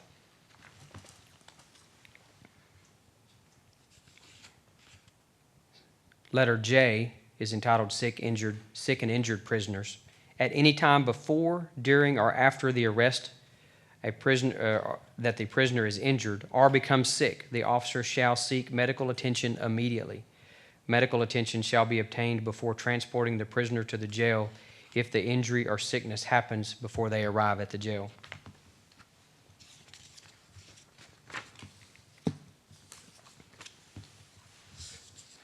Last one. Chapter 7.15, Vehicle Pursuits. Again, a 7-page policy, but I'm going to specifically highlight Section 4, letter F, Rules of Pursuits, number 3 in the list. Officers shall not fire their weapons from a moving department vehicle except as a last resort when the use of deadly force is justified and can be done without danger to the surrounding individuals.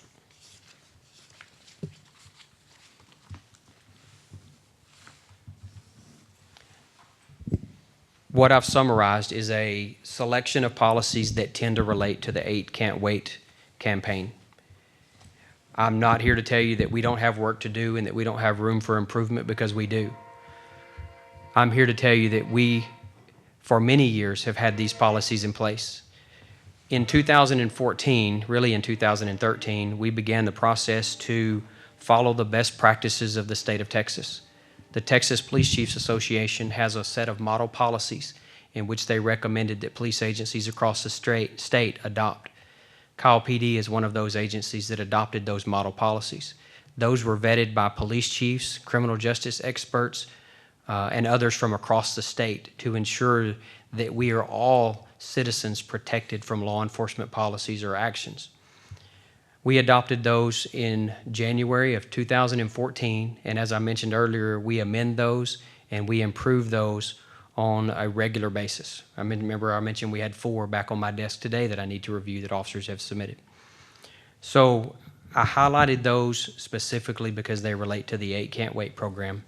We have many more policies that are in our general orders, and those that I read to you, remember, those are just small snippets and sections.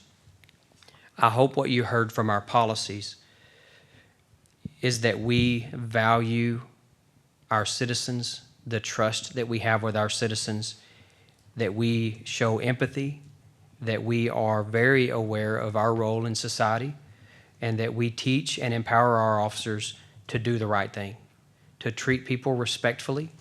I highlighted numerous times in our policy where we tell them implicitly that you are to do your duties without bias, that you are to be respectful, that you are to be courteous, and that you will be held accountable. The next section that I want to go into is kind of what we've gone through for the last 10 days, 14 days at Kyle PD. And this is going to kind of take a turn for the presentation from the policies. First, should I stop, and do you want to talk about any of those, or do you want me to go ahead and go all the way through? Is that all right? Does anybody want to have a conversation with Chief prior to him moving forward? Councilor Rizzo. You talked about the bias training and profiling.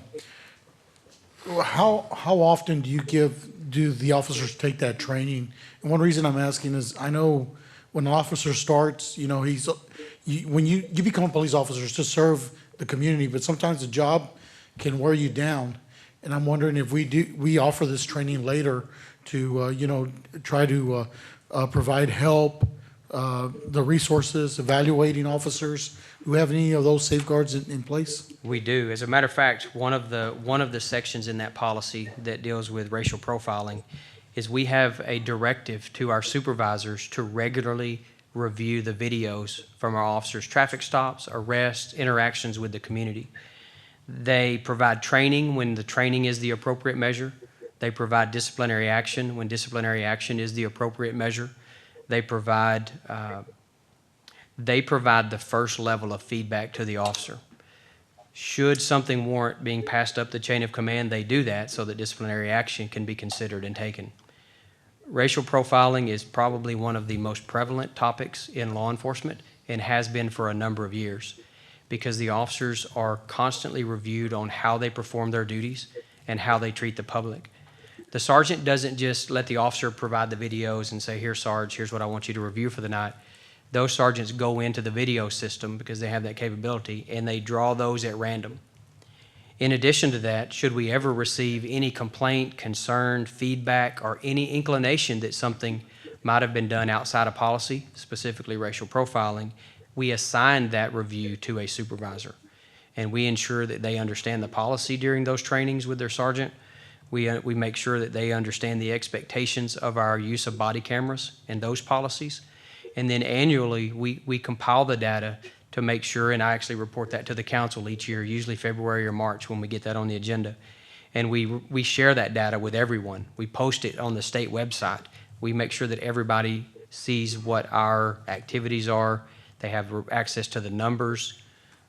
We try to provide that summary report to the community. Well, we do on an annual basis. We don't try, we do it.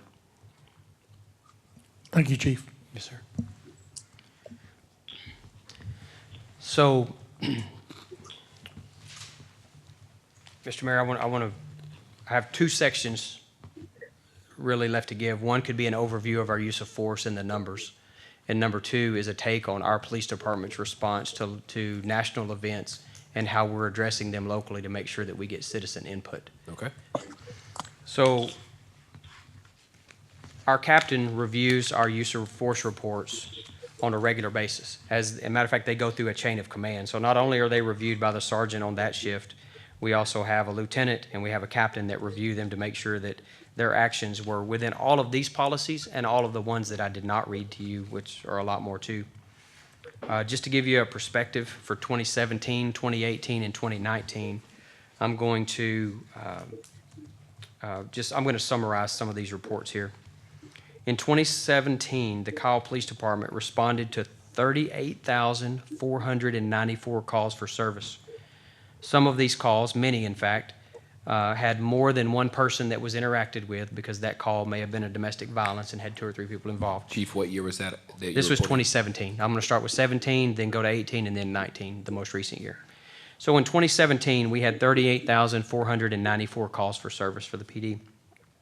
Of that, we had 78 incidents of use of force documented. And it actually merits that I explain to you our use of force.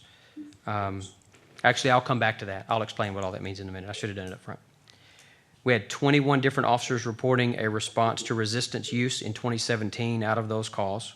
There were no claims of excessive force being used by anyone to the department that year. I'll give you a breakdown. It shows that our officers used any type of force. And force, I'm going to remind you, is that we have some very minimal levels of force, and I'll explain those. In 0.20% of the incidents in which we interacted with citizens. Again, that was 0.20% of the accidents had any type of use of force. A breakdown of the race of the individual to which force was used. We had 28 that were white, 46 that were Hispanic, 3 that were black, 0 that were Asian, and 1 that was other. Those categories come to us from the state, in case you're wondering where we get our categories. Of the types of force that year, 55 of those were a display of a firearm. That means that the officer displayed their firearm to the person, I'm going to call him suspect, but to the person that we were likely arresting, 55 of those times. 6 of those cases were a taser deployment. 22 of those incidents used hands and feet, meaning we used, and they're on the same line, so hands and feet were used by the officer to control a suspect. And in one case, an impact or expandable baton was used. Out of those 22 hands and feet, we used the wrap device 6 times. Wrap device, Chief? Yes, sir. A wrap device is when we have a subject that is extremely violent, oftentimes they're trying to kill themselves. They're suicidal, and they are so combative that they will not transport in a vehicle. We have a wrap device, which is basically a blanket that you can wrap around them, and it's like a Velcro blanket, and it keeps them from being able to harm themselves or to flail and hit officers or to do anything else that can hurt them. While we take them, usually when they're in the wrap, they're going to the hospital because they need medical treatment. They need some kind of other treatment. They're not usually going to the jail. It's usually they need medical treatment.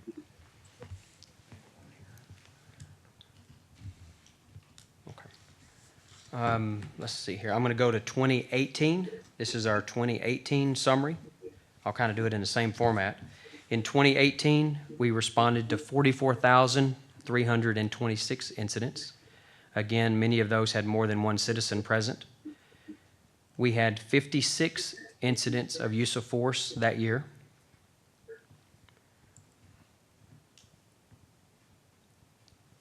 That breaks down to a use of force at 0.13% of the calls for service, 0.13%. The suspect race in those incidents was a breakdown of 26 were white, 19 were Hispanic, 9 were black, 2 were Asian, and 0 others. The breakdown for the type of force used, we displayed a firearm 28 times. We displayed a taser 3 times. They did both a firearm and a taser, usually the taser and then the other, 5 times. They deployed a taser 5 times. They used 1 impact munition, and they used their hands to control the subject 16 of those times. And now the 2019 brief summary of the numbers. In 2019, we answered 50,183 calls for service. Again, the same note is here that many had more than one citizen present. We had 36 documented incidents of use of force. That resulted in a 0.07% of the incidents had any type of use of force. The breakdown of race for that year, for last year, was 23 white, 12 Hispanic, 1 black, 0 Asian, 0 other. The types of force that year, a firearm was displayed 18 times, a taser was displayed 3 times, a taser was deployed 5 times, and 12 of those incidents, they used their hands to control the subject.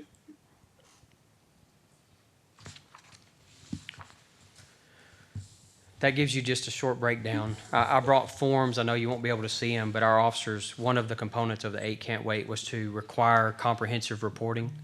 And I mentioned to you that we require our officers to complete a comprehensive report that same day before they go home at the end of their shift. I brought with me, I have some of the forms, and you can see they have tons of questions that we ask the officers to complete. And this is in addition to their traditional police report. They still do their traditional police report, which is pages and pages long of details.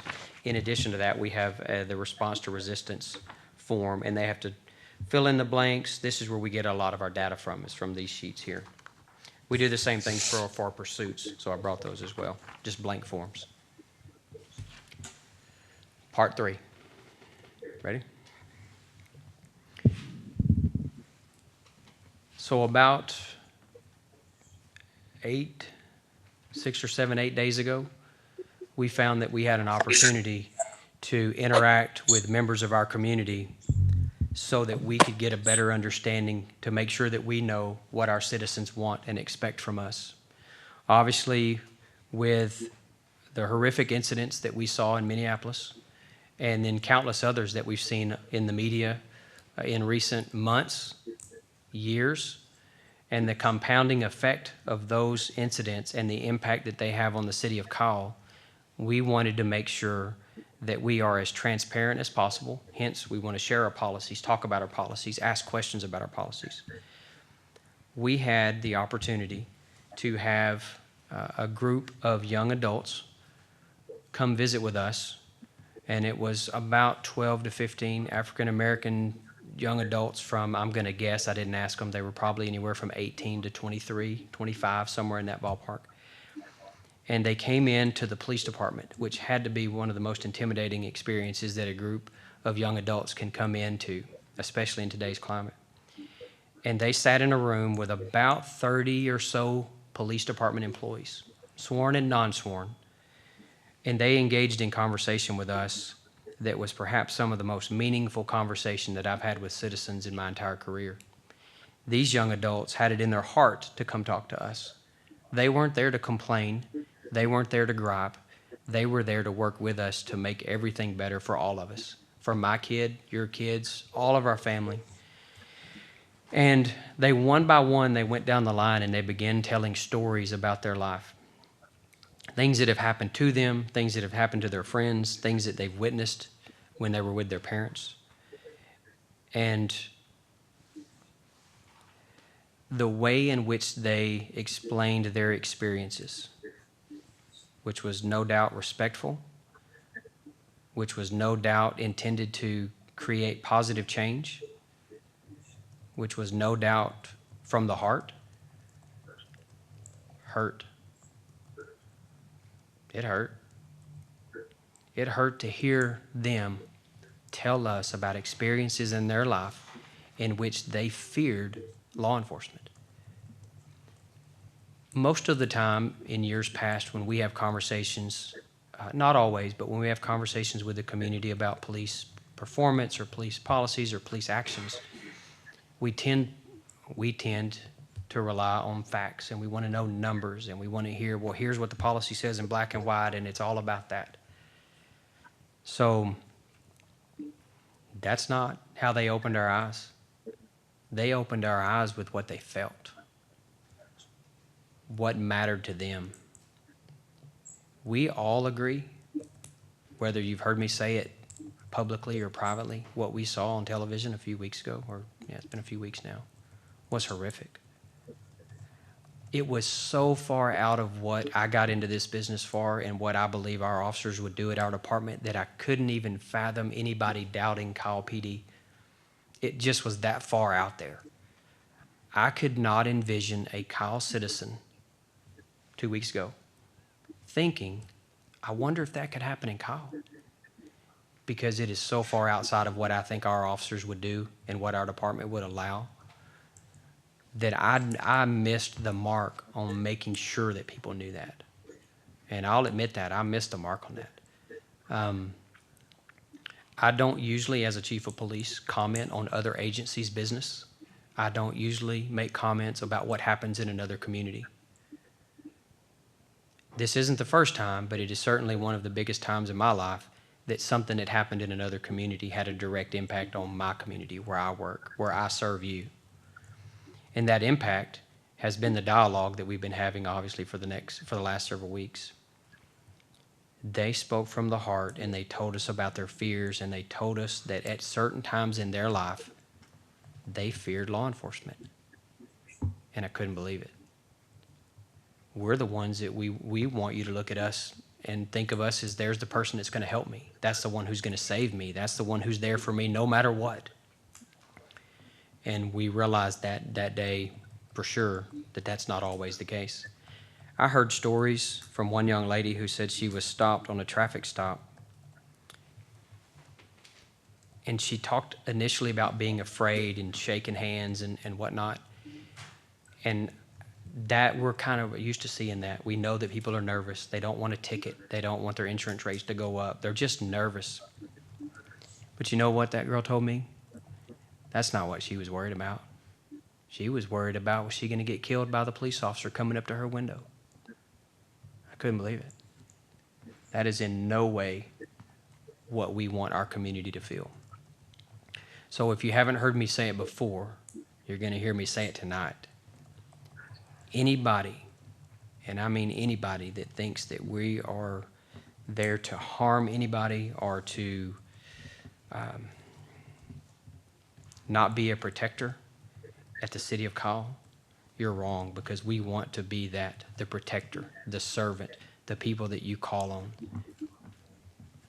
I promised them that day that the things they told me, that we see you, that we hear you. I heard them so deep in my heart that it's bothered me ever since. You can probably tell it now. I can't imagine this young lady getting stopped by the police department, by any of our officers. And this wasn't us, by the way, but I can't imagine a young lady having the fear that she may get killed during a traffic stop because she was black. And that horrifies me. You have our commitment that these things will not happen at Kyle PD. We will not tolerate them. We will ensure that our practices, our training, our hiring practices, our disciplinary practices will be the kind of practices that you want us to have to ensure that these things don't happen. We try to hire good people with the right hearts, and we try to teach them the police skills to do their job, to stay safe, and to treat everyone respectfully. Many years ago, I say many years ago, I got here in 2011. In the short few years after that, we began an immediate, intentional purpose to engage in conversation with the community. We've had meetings in this room right here 6 years ago, at least 6 years ago. We had a program called Cops in HD.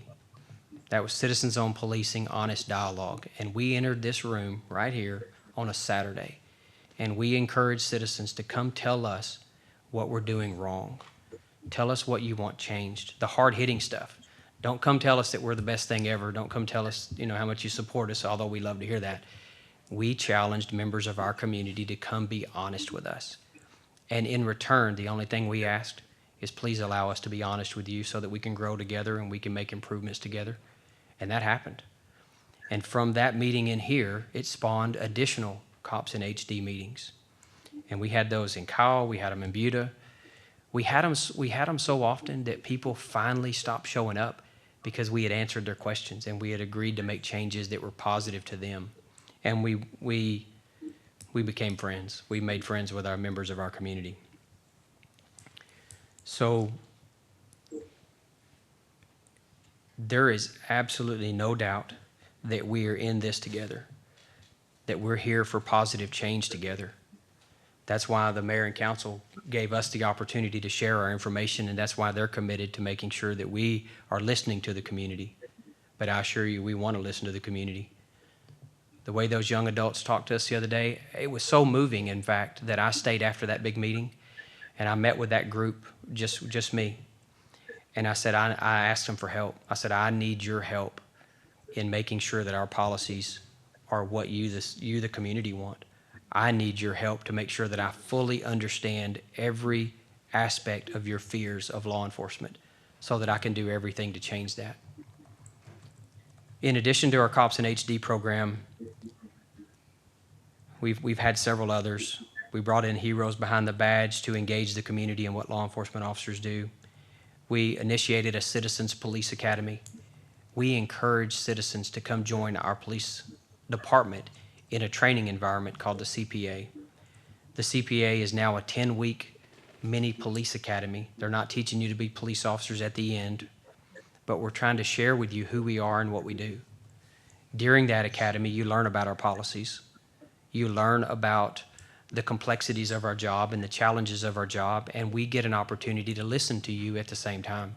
These classes expose you to animal control, dispatch, police officers, detectives, accident investigation, you name it.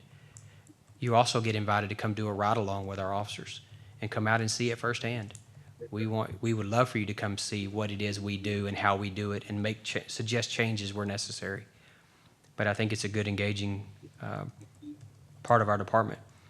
We also regularly go out and talk to neighborhood watch programs, ways to engage the public. We get invited regularly, and one of our officers in the back of the room is Officer Plant, but we have several that do this. They love to come out into the community and talk about what we do and answer questions and talk about crime prevention. We also employed a juvenile officer a few years ago, and he's still there. His entire job is to work and mentor at-risk youth, to try to deter them from a potential life of crime and becoming adults that end up incarcerated in some adult jail. Typically, you don't think of police officers trying to keep people out of jail. You kind of think of them trying to catch people and put them in jail. This officer's entire job is to help keep young people out of jail. He works with their parents and their guardians. He works with the school system, and he regularly follows up with these kids to make sure that they're getting all the services and the best things that our community have to offer to make sure that they're successful.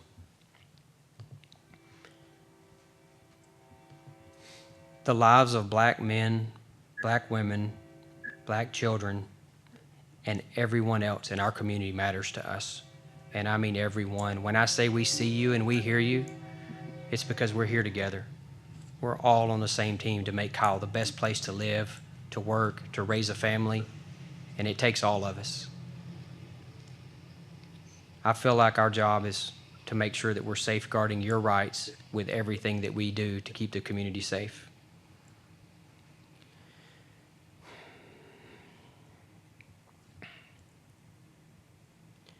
I hope I've conveyed to you how important it is to the Kyle PD to make sure that we have your trust, that you know we want an open dialogue, that we want to do things the right way, and that we're open to change, that we seek change when it's for the right reason, that we enjoy the support of our city, of our citizens, our mayor, our council, our city manager, that we try to hire the best police officers for this community that we can find. We try to train them. We try to make sure that they understand a message from the top. We're servants to the community. We are servants to the community.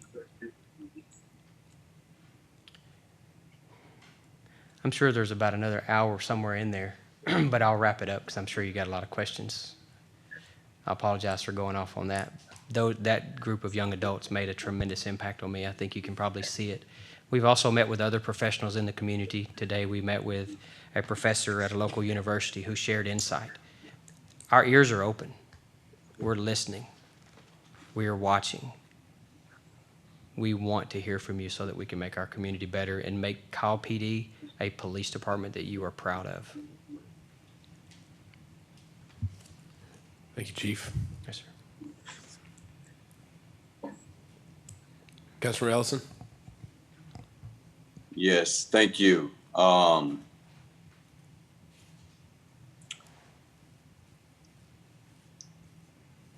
It's really moving to hear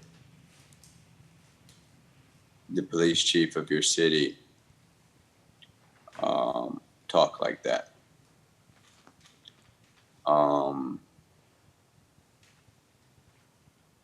I've had the pleasure of being around and working with Chief Barnett and many of our Kyle police officers for a number of years now. I was a graduate of class number 6 of the Kyle Citizens Police Academy back in 2013, somewhere in there.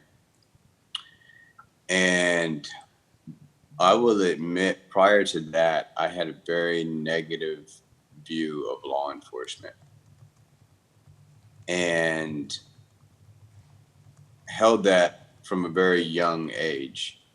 And growing up in the 4th Ward of Houston, Texas, and raised in an environment where you were raised to dislike and have distrust of law enforcement based on a myriad of examples and circumstances that you see with your own two eyes, and the disparate treatment that happens, and the actions that are taken against fellow members of your community. And when you feel helpless to do anything about it, it's a difficult relationship to build. And, you know, listening to Chief tell the stories of those young people, my young Black brothers and sisters share their fears, it rings all too close of a feeling not too long ago for me. And in many ways still lives on in me.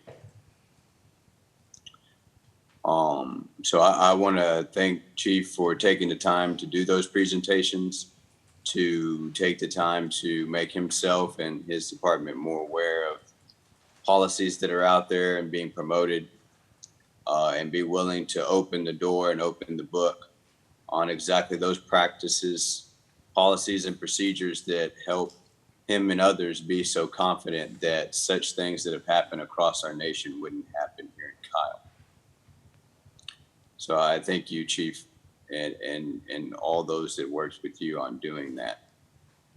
I'm looking forward to hearing from our president of our Kyle Law Enforcement Association as well here shortly, Officer Cleary, because there are a number of different things that have become apparent to me since I've been an elected official, but also just over decades of seeing what happened recently in these past few months, from George Floyd to Breonna Taylor to Ahmaud Arbery to the situation in the New York Central Park, and to the incident most recently here in Atlanta, just to name a few of just this year.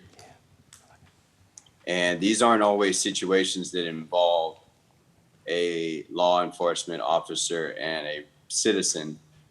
Sometimes these are cases that involve citizens, and then there's unfair treatment or a lack of justice that happens because of prejudice and bigotry in the community and in the system. And so it's numerous different things that are impacting minority communities outside of even just the law enforcement officers, or even the policies and procedures that are in place. And I'm glad that we're taking the time to address some of them. I do have some comments and questions about a number of things that Chief talked about in his presentation. And so I will get to those if the council doesn't mind.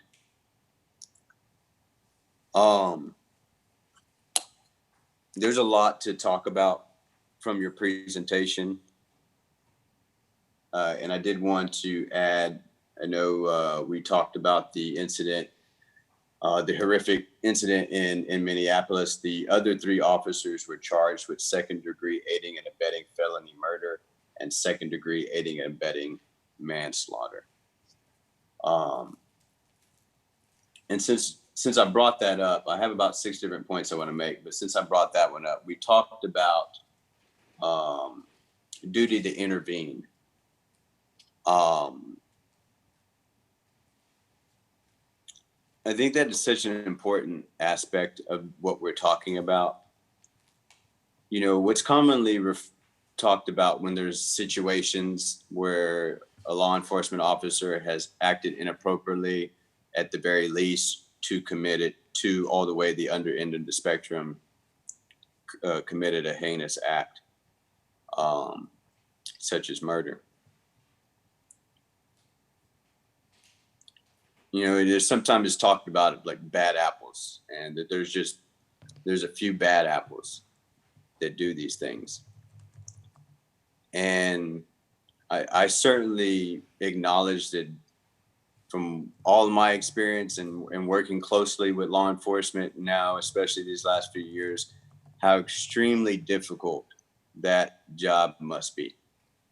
And I can't fathom putting on that uniform and doing that duty on a daily basis. And there's major kudos and acknowledgement for our men and women of law enforcement to do that. But I think there is a very high standard that should be held.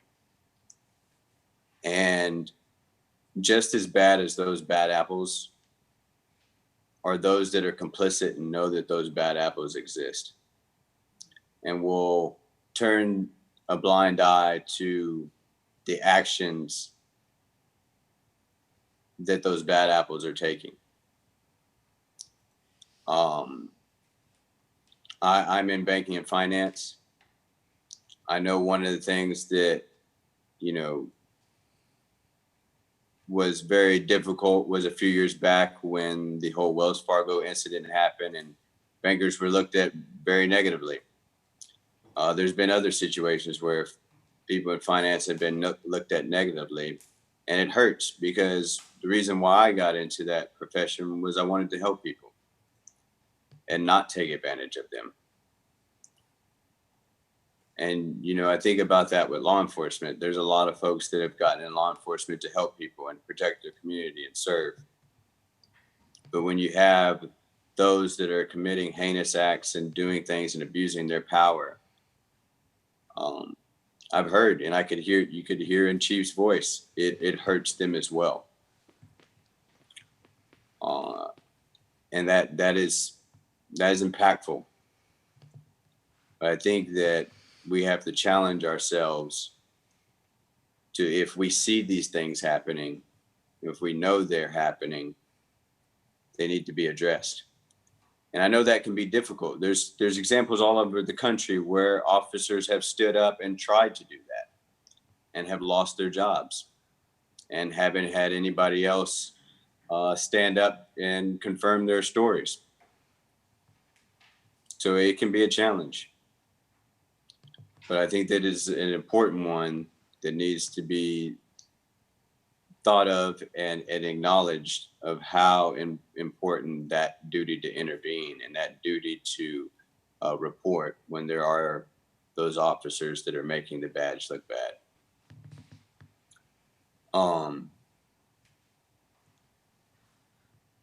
Another thing you talked about was de-escalation techniques. And Chief, I wanted to see if you could elaborate on some of those de-escalation techniques. And also, you talked about a use of force, and obviously, as you mentioned, there's a wide spectrum of that. We have some situations, though, where the most deadly use of force was used in a situation where, for example, most recently in Atlanta, man was pulled over for a DWI while in a Wendy's parking lot or drive-through, and it ended up where he was shot twice in the back. Now, I think that, you know, there's no denying that, you know, if there's a breaking of the law, that people should be held accountable for that. But I think one of the things that concerns people in the community, and particularly in the Black community, is if those decisions to hold people accountable to the law, and if they get life or liberty and their day in court is not done throughout the judicial system, it's sometimes done right there in the field. And I think that's part of what is very scary to a lot of young Black people, is that decision is made there in the field. And Chief, I just would like if you could take a moment to talk about those de-escalation issues or techniques, excuse me. And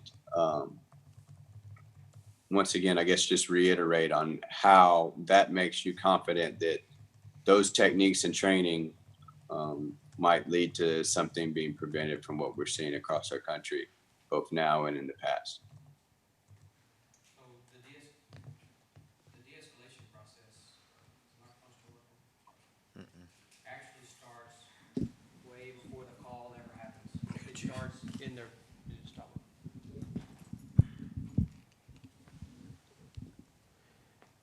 That de-escalation process starts way before they ever go to the call. That starts, number one, hiring a person with the right temperament and the right individual for the job and all the steps that we go through, but then works its way through their training in the police academy where they're required to take de-escalation training.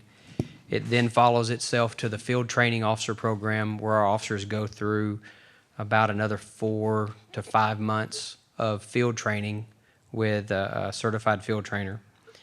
After that, we're going to continue that training annually, and some of the steps that they're going to go through when they're in the field is obviously they're going to start at the lowest level of use of force. We understand and we're taught that when we arrive on the scene with a badge and a uniform, that there is a certain level of command presence that goes along with that badge and uniform. And meaning, what that means is that we're supposed to look professional, we're supposed to act professional, we're supposed to represent our organization in a professional manner with ethical and fair treatment of all. Responding to someone's resistance or aggression is obviously a case-by-case basis and has a multitude of variances. With that said, though, our officers are encouraged to use every technique available to them, and that technique could be bring in additional officers. Sometimes just the sheer presence of a second or third officer can have somebody calm down, because if they're afraid of the first officer, maybe they think they're going to shoot them because it's just the two of them and the officer's going to make up their own story. Some people like the presence of a second or third officer because they're assured that they'll be treated better. We have at our disposal a number of resources for community organizations that we can call. Mental health is perhaps the most used outside resource that we can get. But there are others out there when we can call in other third parties to help us at a scene that may reduce de-escalation. There are times when the right thing to do is to simply walk away, to separate, to leave. If that person is not posing any threat or danger to anybody else, and the inflation of the temperament and the anger of the situation is going most likely to lead to some kind of use of force that's unnecessary, it's okay to separate and give time and space and approach it from a different manner, perhaps even on a different day.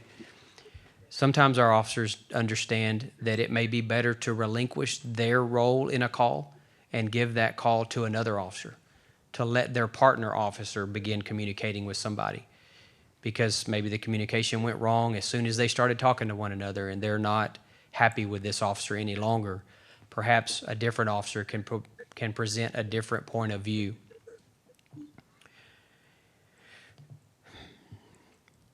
Speaking calmly, speaking professionally, trying to answer questions when you can answer questions, providing information, providing truthful information, not rushing, speaking in a calm, quiet tone or calming tone, reassuring someone that you're there to take care of them or that you're not there to harm them, can all go a long way in de-escalating a situation. Each situation is probably a little bit different, but I hope I've given you a few of the things that our officers might employ to reduce the potential for violence at any given scene. Absolutely. Thank you, Chief. Yes, sir. I'll move to my next point is the accountability. And this one's tough. But I once again, I can't say this enough, how appreciative I am that we're having these difficult conversations. And I know we've had conversations with you, Chief, that, this is in no way to demonstrate that we don't in any way support or trust in our PD and your leadership. But this is, as much confidence we can have and trust that we can have, that we as officials or those that work closely with the PD have, it's still our community. And just like you said, you met with those young people, there's people in the community that don't have the advantage of really feeling that comfort because they haven't had that interaction and ability to feel that trust. And that's no, you could, if you want to put somebody at fault for that, it could go around. But I think that that's just the case we're in. And I know there's been some advocacy for community policing policies and various things like that. And I think, definitely those can help with that. But my next point I wanted to talk to you about is accountability. And you talked during your presentation about that, there were 3 different steps essentially for it. Was that, and you said if the first 2 somehow that person was to break those 2 trust barriers, then there are policies and procedures in place for holding people accountable. You familiar with what I'm talking about? I think so, yes, sir. So, one of the things that I think that we can sometimes miss when we're talking about change in policies and procedures, and there can be some really great policies and procedures in place, but I think as the mayor pointed out earlier, there's 2 things. It's either someone who is just a terrible, evil person, and then there's bad policies and procedures. And certainly policies and procedures can't prevent every possible situation from happening. But when it does come to people that have broken those 2 initial steps that you pointed out, and they get to the 3rd and are held to accountability, there's another issue there. And according to the new era of public safety, there was a study done on accountability. And some of the things that were revealed in it were as such. From 2006 to 2017, so 11 years, at least 1,881 police officers were fired from the nation's 37 largest police departments. 451 of those officers successfully appealed and won their jobs back. There are also, I'll stop there. So we had a discussion previously, and we talked about some of the most reform-minded police chiefs in the country can do all these different things and implement policies and different things, but they're cut off at the knees at various different things that are meant to hold police officers accountable, and then they end up don't. And it goes to the larger picture as well of what's happening in our country, is that, we see what happened in Minnesota and Minneapolis. And I think the country has gathered behind that this was wrong and that this former officer, should be held to the fullest extent of the law. But it is going to be a difficult case to prove against that officer if history is to be any lesson on that. There have been cases after cases after cases in our nation's past where law enforcement officers, where it seems to be a case in which they should be held accountable, have either gotten off with a very light sentence or with nothing at all. And I think that is a major concern of many folks in the community, particularly in the Black community, that something like that could happen. And one of my greatest fears is that we're seeing the protests and the unrest right now in our country because of the act that happened. Now the judicial system has to play its part. And if justice isn't served and these former cops aren't held to the fullest extent of the law, it's going to continue to tear our communities apart and continue to sow that distrust and that fear that the system is not working. And so I would ask back to you, Chief, and I certainly, I know Cleary's there as well. And I hope he addresses some of these comments and topics that were displayed in the presentation also. But what are some of your thoughts and concerns when it comes to, like I said, for example, officers being held accountable and that judicial system coming into play? Because there's also a part, I will say as well, on the public and a reluctance to hold officers accountable, because we do, I think, collectively realize how difficult of a job that is. Extremely difficult. So I just wanted to bring those out into the public square, and Chief, by all means, I'd love to hear your feedback, but I know we have a couple of Leos on the dais as well, and just wanted to throw that into the conversation.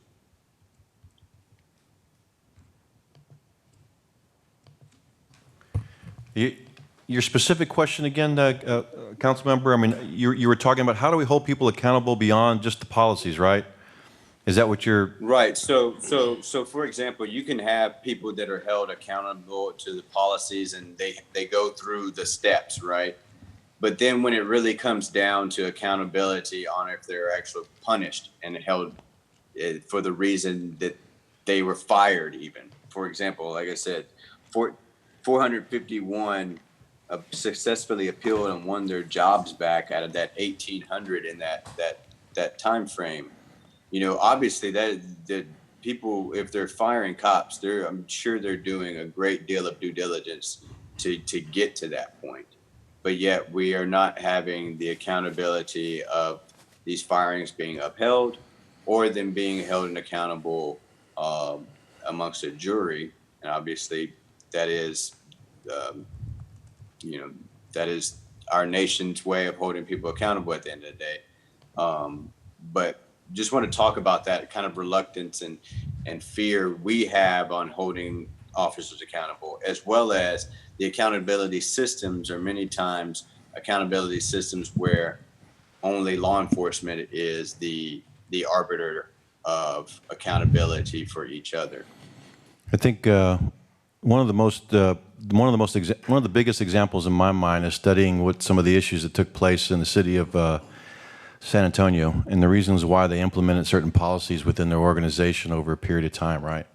And some of those things is because they had an internal issue with regards to, there's been many studies that say that. I don't want to single out San Antonio, but I think if we look at history in organizations where they're kind of living in a vacuum, right? They're their own policymakers, they're their own arbiters, they're their own, so to speak, their own cultural organization that is in charge with disciplining their own officers without any input from other organizations or our third-party people, whether it's a mediator or organizations and part of the entire policy platform, right? Is that we have to get to a point where we're not doing things in a vacuum. That we are not where, as a part of the culture, we get to a certain point where we start creating, and it can happen over a period of time with certain structures where we start feeling as though certain things are just acceptable practice. And you have to have the antagonizer or the person from the outside that points it out within the organization. Those are what we would call peer reviews, where you bring in outside parties to come in and review those certain incidences, and you have them look at policies from the outside. You have a community member that comes in that it might have affected in one way or the other, or you have someone from the community come in and actually be a non-biased party to the policy, so that when it's being reviewed. And what I mean by a peer review, you have another organization come in and review that particular policy. And you typically want to select someone that's a subject matter expert in that particular area. And that can happen on a consistent basis where you do that. You bring them in, you do that. And you look over the entire fact pattern of the issue. You have them assess it. You have them look at the patterns let them conduct their own inquiry on what occurred. And then that person will come with recommendations, and then there's another discussion with the organization, could be, or their command staff. That's also includes, when I say command staff, which is an oversight to them, is also the city's top-level administration. But when it comes to overall issues of ensuring the judicial system is in place, is when you have that and you carry a good, robust report that looks at it, the entire fact pattern, and comes forward with multiple people looking at it, and it's reviewed by peers, you typically have a success rate that increases both. And when you say accountability and making changes, a lot of times it occurs within those particular types of incidences, but it also allows you a good way to address the issue in case it wasn't an egregious violation of the policy or a wholesale look at the policy. But I think it's also a way to review things that become consistent patterns of behavior within an organization too, because you have to keep track of those particular reports when you have those peer reviews, and you have to see them over a period of time. And when they become a pattern of activity, then that increases and forces the rate of liability to go up to address that particular piece. Because now, over a period of time, and you see this over and over again, then you're failing to act as an organization, you're failing to act as a legislative body to address the issue, right? And you're also getting it from outside the organization that's not doing it in a vacuum as well. You can be consistent and you can be confident that it's not happening with the organization that's creating, the oversight. So some people do it with peer reviews. Some people do it with community oversight committees that come in and look over those things and provide feedback to the chief that are also put in a report format. They can investigate the policy infraction. They can investigate the incident in and of itself and make recommendations coming forward. And what that does, those reports are written, and they're written out, and they're a policy, right? But I think that right there, in and of itself, when it goes to whether it's the DA, whether it goes to the next period, and whether you're actually having to get to the point where they are prosecuting the case, is that you have a third party that has done that job, and you have what the department has done, and married together creates a case that is really hard to defeat, or a case that's really good to defend. So those are some of the ways, and I'll in previous departments, some of the work that's been created with regards to that is something that's a national trend to create. And what that does is it builds legitimacy, it builds respect.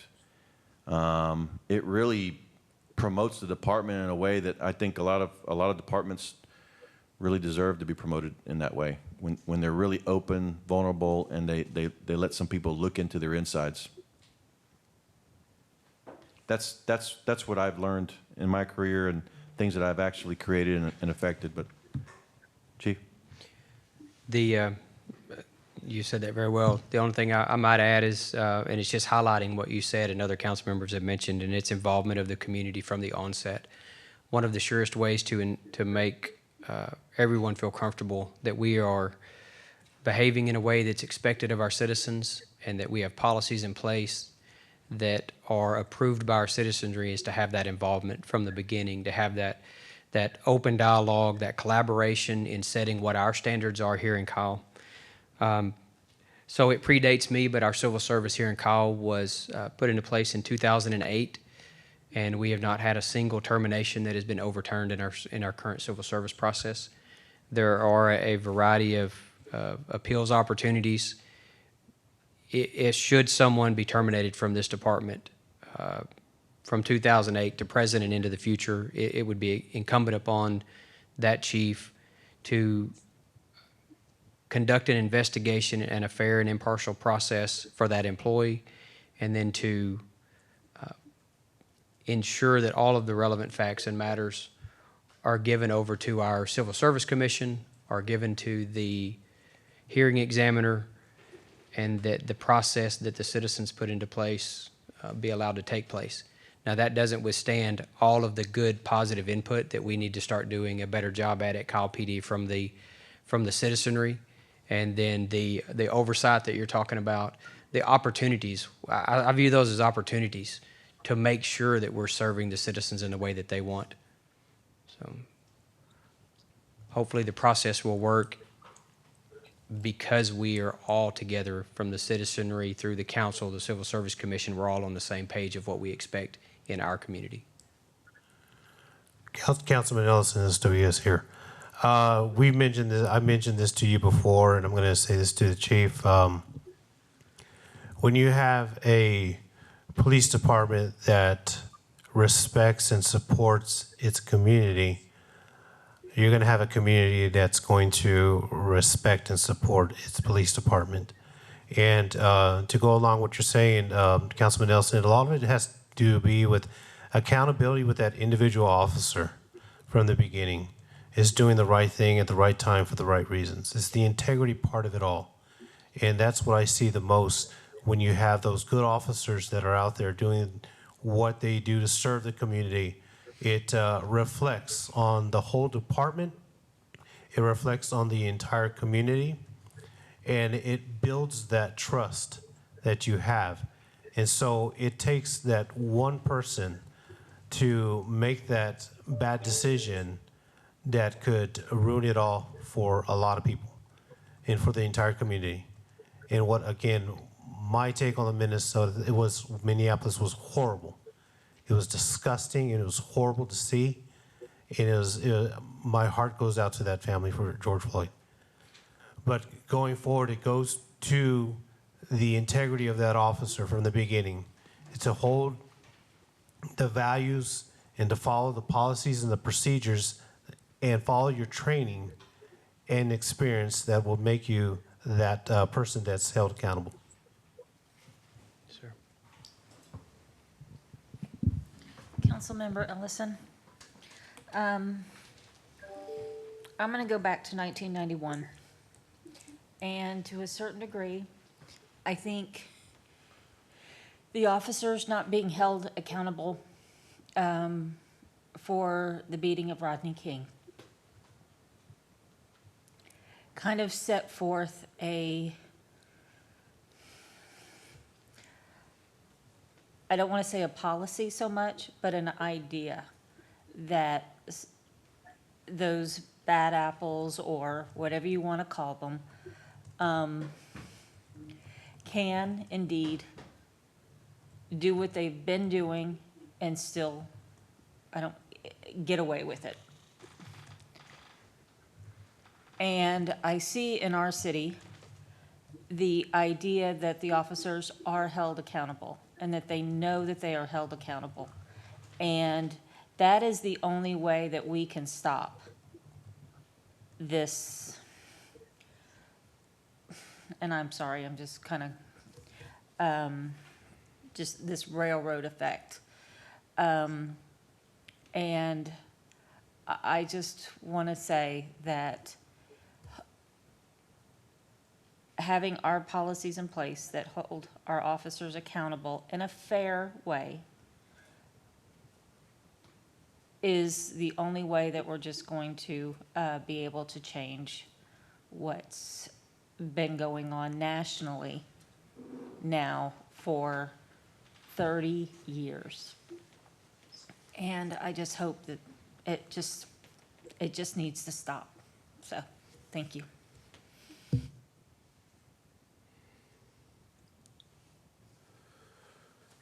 Chief, in your data that you were giving out earlier, you talked about the increase of calls from 38,000 to 44,000 to 50,000. You said that the use of force decreased over those 3 years from 78 times to 56 to 36. And then in the 2017 numbers, you gave two more statistics. You said there were 21, what I thought were officers, and then the fourth statistic was 0, which is complaints on use of force. But I didn't catch those final two statistics for 2018 and 2019, in particular the complaints on use of force. Okay, so in 2017, you're correct, 21 different officers reported using force during that year. In 2018, 22 different officers reported using force, and then in 2019, 17 different officers reported using force. And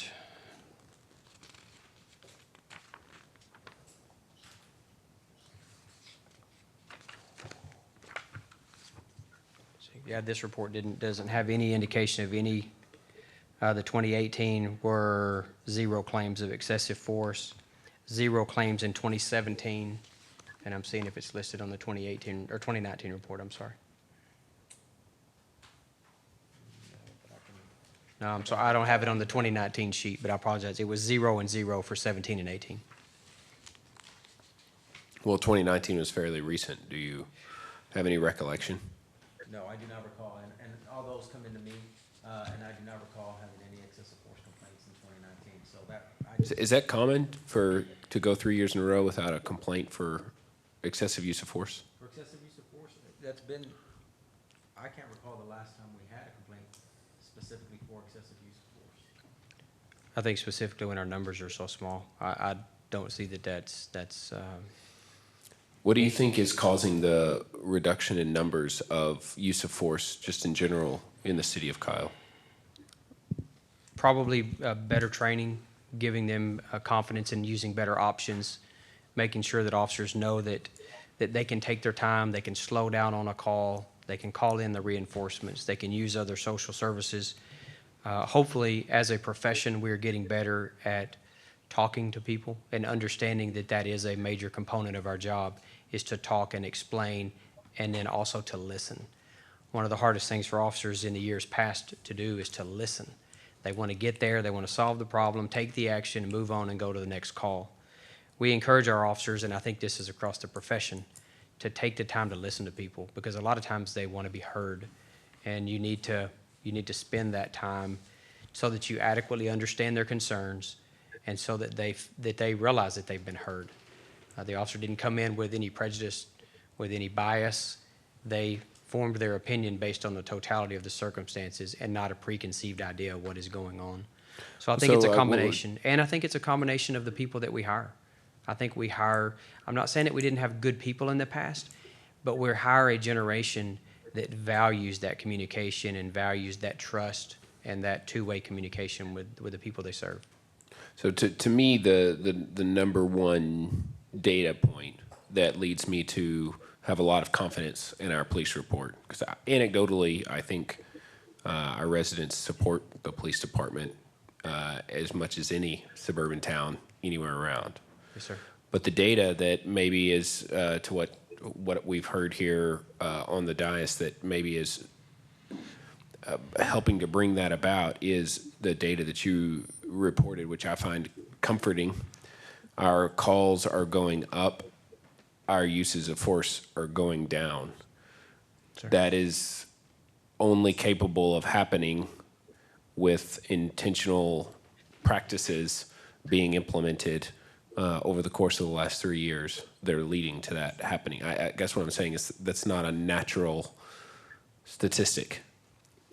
If calls for service are increasing by the thousands, by something like 6,000 more calls every year than the year prior, you would think use of force would go up at a similar percentage, and instead it's dramatically reducing, all things considered. Also, the racial breakdown seems to be trending in the way that we would like to see. Do you have anything more than just thoughts on that? Is that, it seems to me like there's something intentional that's happening there. And I heard you say hiring practices. Training. And training. And the quality, yeah. I think it really boils down to the caliber of the men and women that we're hiring and the caliber of our training program, which has significantly improved over the last 10 years. I'm really proud of the robust training that our officers get before they are in the field by themselves. And I think it's a combination of things. And I think it's the good men and women that we have at the Kyle Police Department. Can you speak to that from a budgetary standpoint? So our training budget has increased over that last 10 years, which gives us the opportunity to ensure that officers spend more time in training, hearing about the key concepts that we've talked about tonight. Our staffing has increased from 2011. We had 26 police officers on the force. Today, we have 54 police officers on the force.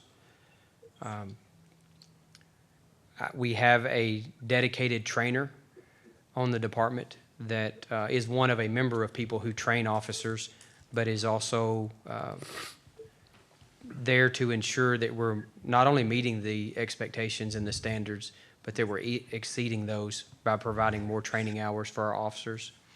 I think it has a tremendous amount to do with the culture that we've cultivated in the police department. You've heard me say it many times tonight, we are servants.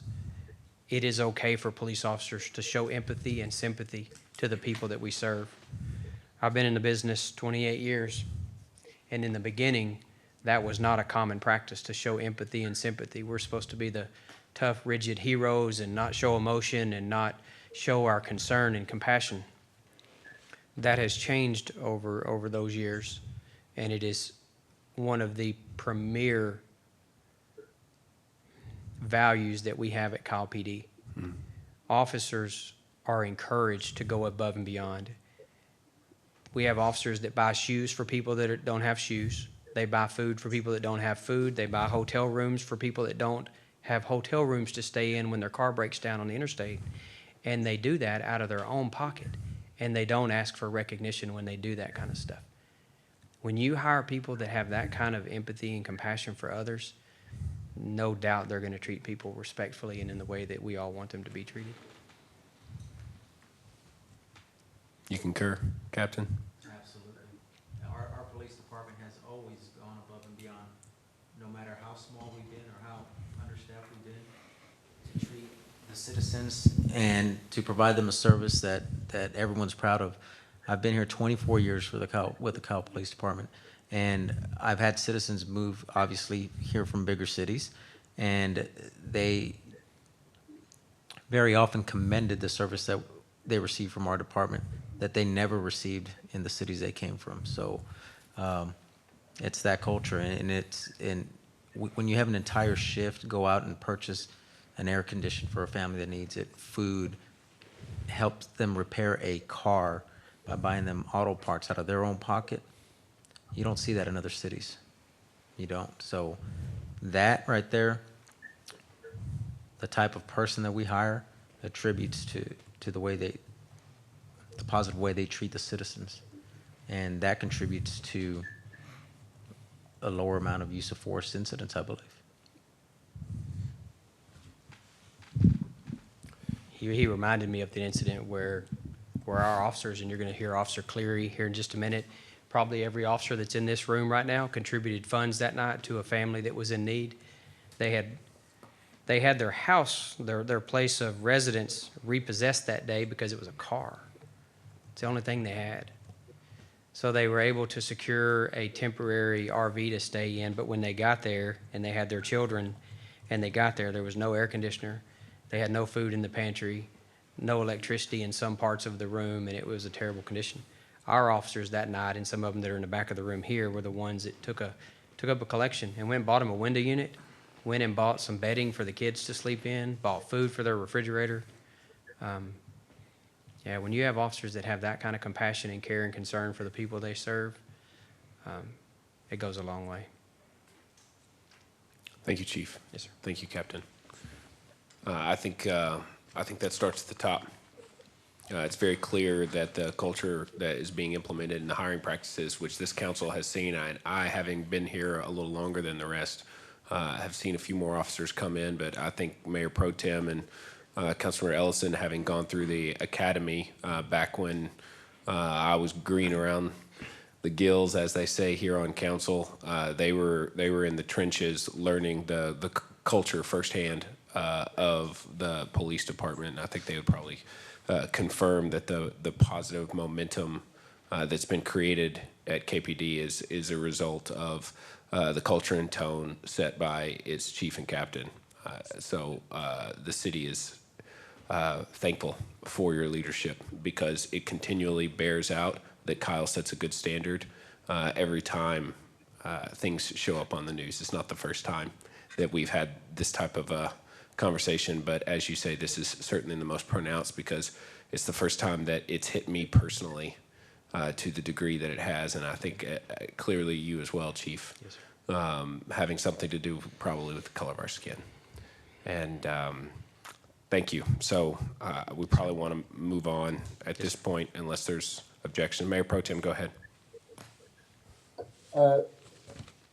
Chief and police staff in the room and the rest of the council in the city, I just want to say this real quick. I am proud of the Kyle Police Department. And I used to not always be proud of the Kyle Police Department. When I first moved here, I had incidents with the police, minor traffic stops, and I saw the way that the Kyle Police interacted with me, and I figured it was the rest of the public. When Chief came in, that culture started to change, and I noticed the change.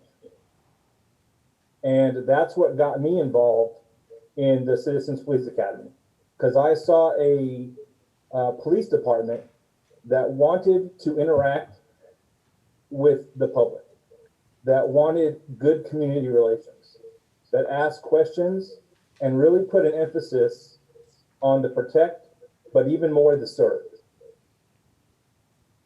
So Chief, I want to commend you. And I told this to you personally, but I want to say it in front of everybody. I think that what you've done with this police department and this hiring practices, you deserve a round of applause. You have done a fantastic job. I love the cadets that we get. I love the standards that you set. I love how picky you are with who we bring in. I enjoy meeting them because I enjoy the way that you train them, the ideas that you come in with, that you teach them, and the standards that you put in place. Now, it can get ruined with one officer doing the wrong thing. We all know this. But I trust in you, Chief. I trust our Kyle PD. I trust the practices. And what I love is this conversation and you telling us how you guys are going to get even better. Thank you. It really means a lot to me, Chief, what you guys do and the way that you serve this city and the standards that you put on yourselves. And so while we're having tough conversations about national situations with other police departments, I want you to know that I am proud of you and I'm proud of the Kyle PD. And I support your willingness to take it to the next level and get even better, and always hire those people that will lift up the community through their service to the community. Thank you, Chief. Sir. Councilor Shield. Only because it's been brought up a couple of times. Could I have Officer Plant please come up and explain the Citizens Police Academy when the registration is for the next time and when it's opening up? So anybody who wants to join can join in the next session.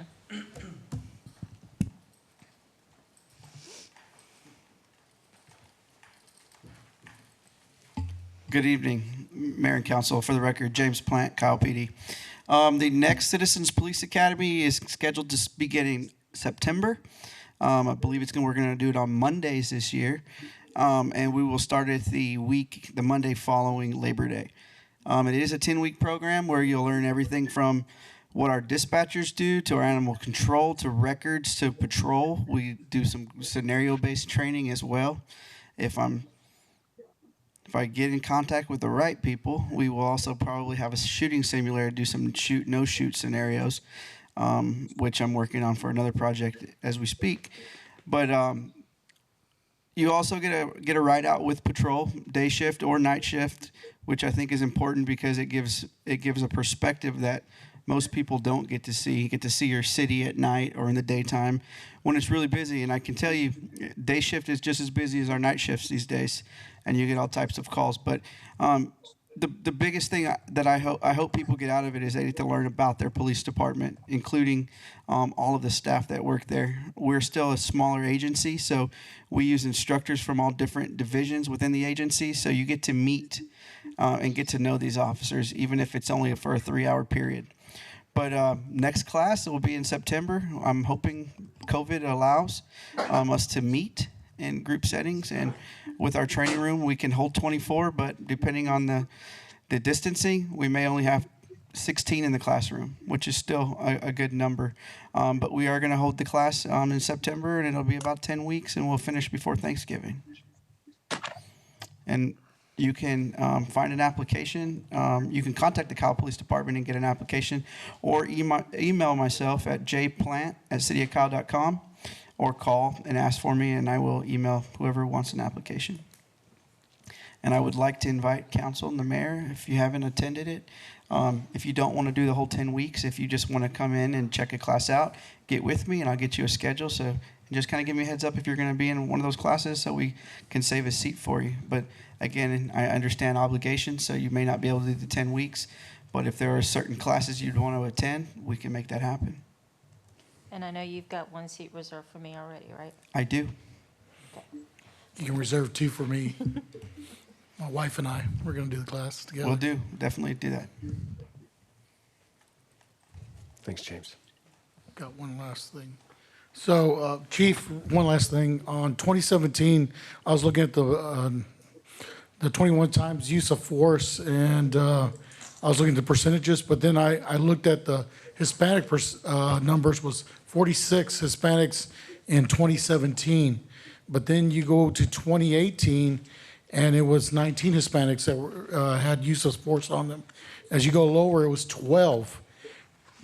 The Hispanic community is probably the largest community now in Kyle, and the numbers are going down. What have you implemented to bring those numbers down? I mean, that's really amazing. I think probably there's several things that probably make those numbers change for the positive. Number one is sensitivity to cultural awareness. Our officers attend training so that they can ensure that they have a good understanding of our community. Number two, I think that the diversity of our department has changed over time. And then number three, I think it's part of the training that I mentioned earlier, that we try to make sure that officers understand the value in treating citizens of all races, all ethnicities, equally and respectfully. So I think it's a combination of several things that all come to light at the same time. I think you're doing a great job. I'm going to share a little story with you. Is that, you know, a lot of the Hispanic community, our parents are taught us to fear the police department. Actually, you know, like, you be careful, or, you know, there's a cop, you know, things like that. And I think one of the things that need to change is that mindset in parents, not to use them as a deterrent, a fear factor. To start remembering that there's a human being in that police uniform, and that they live in the community. Their kids play ball with your kids and everything else that goes along with that. But I think it starts at home first, and we need to start changing that mindset. But it's the mindset in everything we do. You know, we can't preach something out in public and then go do something different at home. You know, it's like in public, you're telling people, okay, you can go talk to that kid, but at home you're like, really, don't hang out with that kid. You know, he's not like you. He doesn't believe in this. Their families don't believe in the same thing as us, or, you know, their dad's a police officer. Don't, you know, things like that. I think it starts at home. I think if we can change the mindset at home and in the young people, education is key. I think it's one of the things we need to start looking at.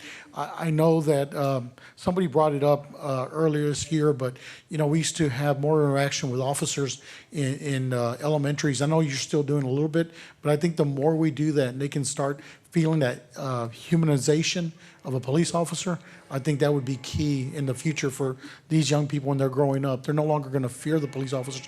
They're going to see them as a friend. But with that being said, we have to make sure that we have the officers that are going to earn that trust and keep that trust. And I think you're doing a good job of that. So thank you. Thank you. Well, I would love to encourage the citizens in our community to think about inviting our officers to stop by when they're having a celebration or a good event or something positive. Because of COVID, we've actually been invited to participate in a lot of the birthday drive-bys You can't have the birthday party, but you can have all your friends drive by. So when our officers were available, they would join that procession and turn the lights on and give some joy there to a young child having a birthday under difficult times. I often tell people that we get called to their homes on their worst days when things are bad, when there's been a tragedy, when there's been a fight in the home, when there's something very bad. And if that's the only experience that those children have with us, shame on us and shame on the parents, because we want them to help us build that bridge so that the kids know that we're somebody they can trust. So invite us to the good times too.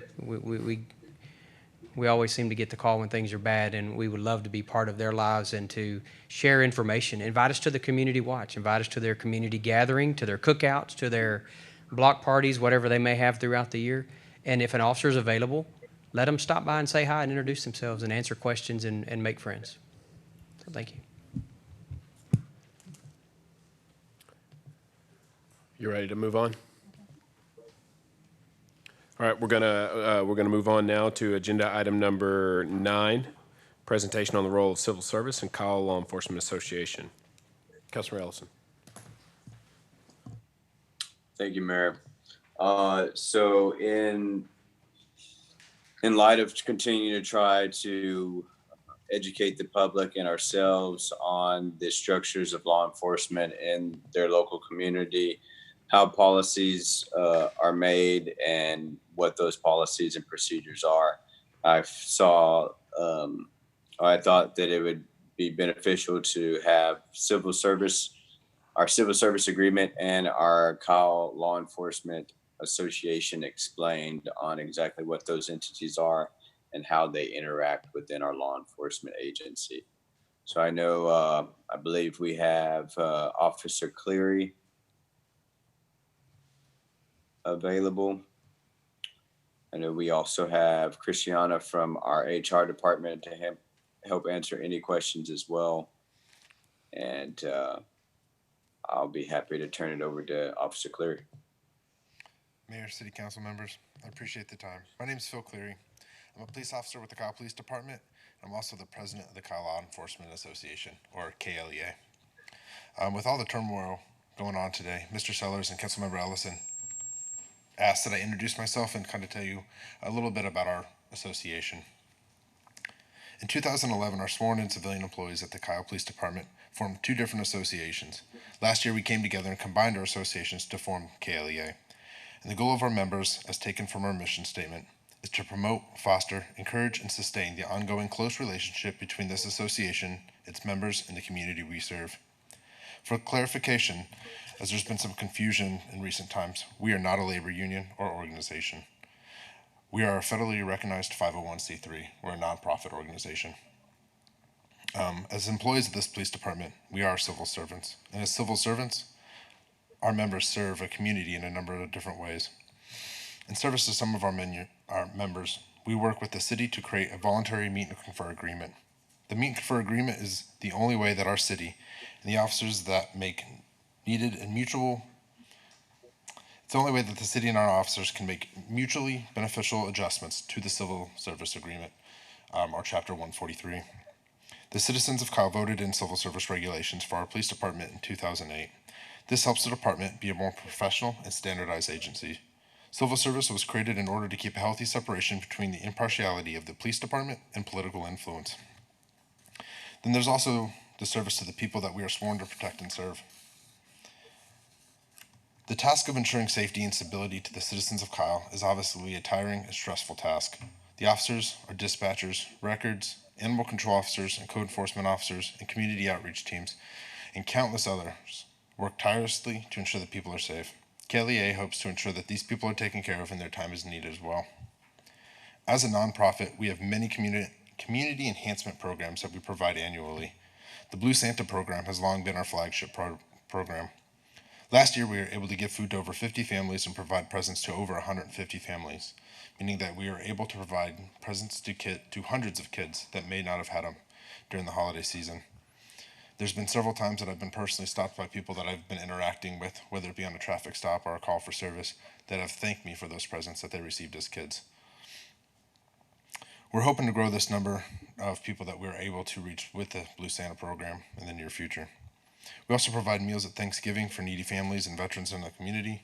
And these are just two of the major projects that we host, which doesn't include the many projects that come to us throughout the year that we either help with manpower or financial monetary donations.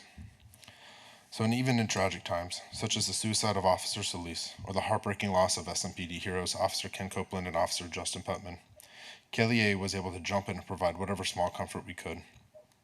Whether that means food for SMPD officers as they go into their shift, or the nearly $10,000 we raised with the help of several of our city council members for Officer Solis's children. Our members are there to assist in times of need in any possible way. Today, we have almost 60 members strong, and we're looking to kick things into high gear with how much we can do to serve our community.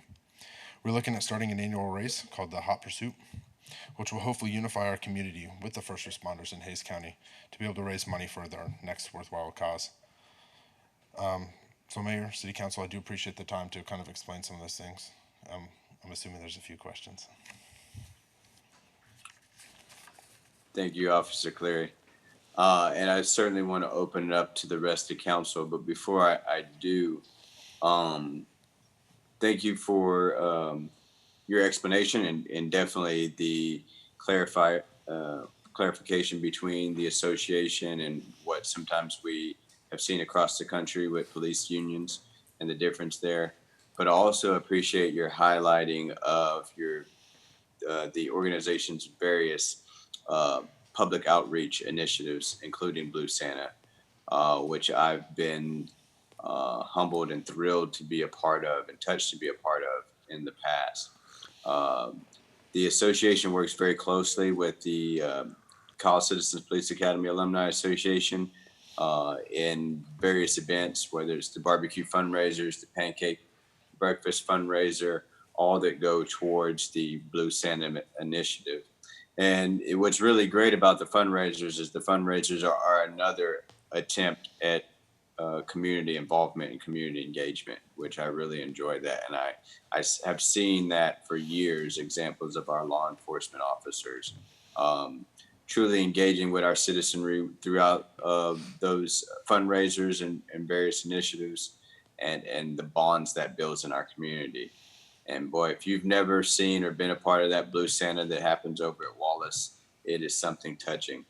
And to see those children go into that gym and get their toys and food and various things that they may not have gotten otherwise, it's an amazing experience. And I want to thank the association for continuing that effort. I know there's a number of you all that do that. I certainly wouldn't be able to name all of you all, I'm sure, that have a hand in that. I'm sure your entire association does. But Officer Cleary, I just wanted to publicly thank you all for that continued effort and commitment to engage in with our citizens that you protect and serve. Thank you. It's one of our best programs that we do, and we're very honored to be a part of it. Absolutely. And so I'd certainly want to open it up to the rest of the council. I know you've been listening to the discussion that we've been having, and I certainly would love to hear any of your thoughts and comments about any of the topics that have been addressed this evening. And if you wanted to make any public statements on what has occurred in our country and various different incidents we've talked about. So just real quickly, I want to say I've been a member of St. Anthony's Catholic Church. We've had an angel tree there, Knights of Columbus, St. Vincent de Paul. We do a number of Christmas giveaways for the kids. You know, we do a lot of presents, but I have never seen anything to the scale of what y'all do at Christmas time. I mean, I was blown away. I've been a part of a lot of different Christmases for for families who needed help during Christmas time. But what y'all did this past year was amazing. The amount of presents you gave out, the food, everything. I mean, I was blown away. What else can I say? Y'all do a great job. And during National Night Out, you're out in the community, you're out what do you call it, interacting with the community, and that's great. And that's one of the things I love to see is, when we have positive, what do you call it, events out there where our police departments engage in the community. I want to see more of that being publicized as well. We've got a great communications director now, so hopefully I can work with her and get all that out here. So yeah, it'll be great. But on another scale, I want to tell you that I'm really proud of our police officers here. I've been able to go along on a drive by, and drive along. I'm sorry, drive along, and I'll tell you right now, it's totally different. But anyway, Two different activities. I can tell you, I don't know if that night was staged or what, but we had so many calls that night. It was pretty intense. My adrenaline was definitely pumping. But I can tell you that there was an incident where there was a family who didn't speak English broken down on the side of the road, and the officers responded.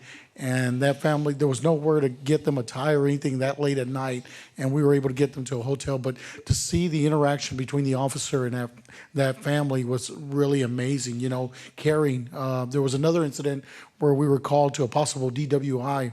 We got there. It turned out the gentleman had he hadn't taken his insulin or had a reaction to his insulin, and the officers were able to pick that out so quickly. I mean, I was really impressed because I got there and I said, "Oh, this guy's drunk. He's good." But the officers came out and they handled that with such care and tenderness, making sure this gentleman got into the ambulance and got the care he needed. But, it was really impressive to see that, because I'll tell you what, the training really impressed me that day, because anybody else would have thought this person was inebriated, but the officers knew there was some other warning signs. So that was really great to witness as well. And we got to get into a little intense thing also, something that happened near the Walmart. But to see the officers all working together in that collaboration when there could be a really intense situation there, maybe a possible gun. It was great to see everyone pulling together and looking out for each other. So it told me that there's a brotherhood there as well, and that they care about each other as well, and they look out for each other. And I can tell you, during that whole situation, they handled themselves with a lot of class. And this is something that they could have been escalating quickly, and they didn't. They took care during this time. But I can tell you that all communities feel it sometimes. They feel a little discriminated against. I know growing up here in Kyle, people don't always think about it, that, we were discriminated against. I remember living with my grandparents for a while when I was, before I started school, because both my parents worked. So this was my mother's parents, and all they spoke was Spanish.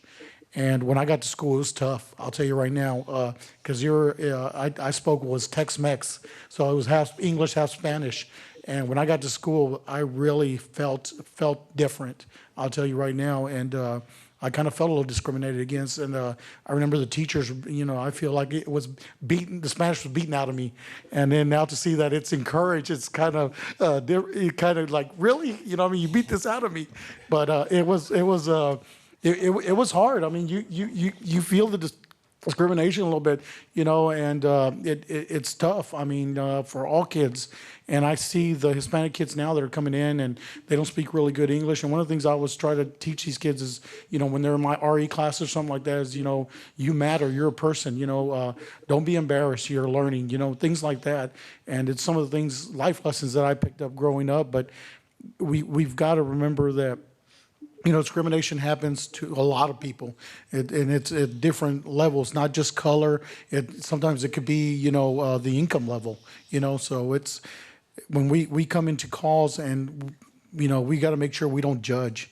And that's one of the things, because some of the greatest kids, I'll tell you, that come out of some of these neighborhoods we call barrios are amazing. They go on to go to college. I had an incident in one of my classes where there was a young Hispanic kid that never talked in my RE class, never did. We were like 3 months into the class, 4 months into the class, and never spoke a word, but he came to class every week. And this one really resonated with me, because I sat there and was wondering, I never was getting through this kid, right? And he came up to me after class one day and said, "Hey, Mr. Rizzo, I just wanted to tell you, I really enjoy your class." He goes, I'm gonna share something. And he goes, "My dad's been to prison. My brothers have been to prison. My uncle's been to prison." He says, "I don't want to go to prison."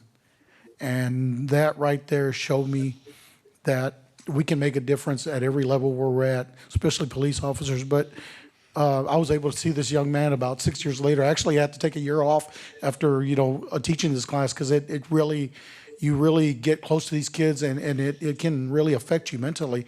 You start feeling like you want to help everyone. But I can tell you this kid's doing really well, and he's not going to prison. He's got a family. He's got a great job. He's doing well. So it can be something like that. But, I could have been really judgmental. He had tattoos that had his last name in the back of his chest and everything. And, I could have been judgmental at that point and said, I'm not going to help this kid. But I didn't. I decided to, help him in every way possible. And it was great to see him 10 years later and see him doing really, really well. So when we're going to calls, don't think of people through their economic, social life or their color of skin. Just remember that everybody's a person, and you'll be surprised by some of the people you run into, even when they're all tatted up. So yeah, thank you. To comment on that, Councilmember Rizzo and Councilmember Ellison, I know Councilmember Rizzo that you were at our Blue Santa this past year, and I've seen you on ride-alongs, and it's great that you can be a part of kind of what we do as a KPD family. I work with some of the best men and women that I've ever encountered. Truly just phenomenal people that really would, at a drop of a dime, come to help anybody that they came encounter with, and we've seen it time and time again. To comment on Councilmember Ellison's request, obviously recent tragic events have kind of rocked the police community. I have not met, seen, or heard anybody that supports those officers in the actions that they took that day. And nobody is more upset when somebody stains the badge than an officer that has to wear it day in and day out. So as a police association, as an officer myself, and just as a citizen of this country, we obviously do not support those actions. And we work to keep each other accountable at our level. Policy aside, that we go to these calls day in and day out with each other. We keep each other accountable. We keep, obviously there are calls that are tough to get by, and sometimes you do have to step away because things get personal, unfortunately, when you see kids get beat or people beating on their spouse. And that's why we have other officers to lean on, not only for our own mental health, but to make sure that we get through the situation safely. And we do a really good job on leaning on each other for that, in the moment, peer-to-peer support.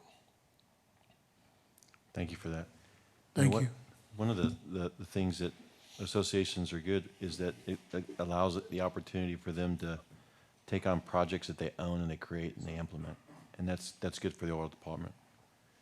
But also one of the other main duties is to advocate, not only for your officers, but both regionally and sometimes nationally when you go out to some of those things. And those are important. I really think they have an influence on both policy and trends across policing, especially in the state of Texas, but also nationally, because you want to engage in that piece. So I think when we talk about associations and what they do, great public engagement, because those are programs that you guys create and own yourself, right? So it's got that altruistic kind of feeling that everybody's doing it and volunteering their time to do it. But some of the things that they don't talk about is some of the advocacy, some of the things that you do for your officers that nobody really gets to see. And a happy frontline officer is a good face to the department.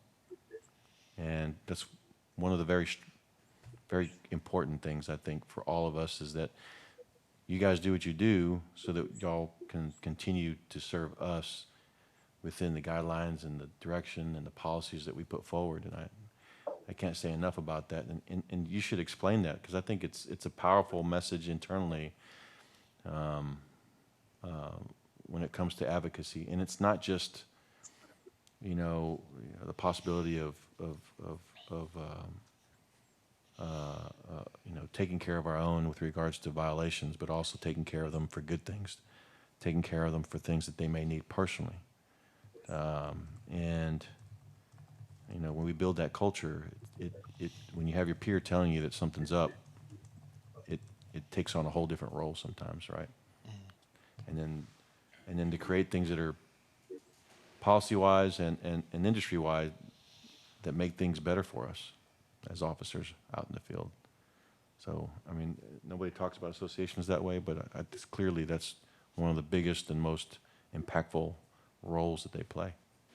and it doesn't get talked about enough, right?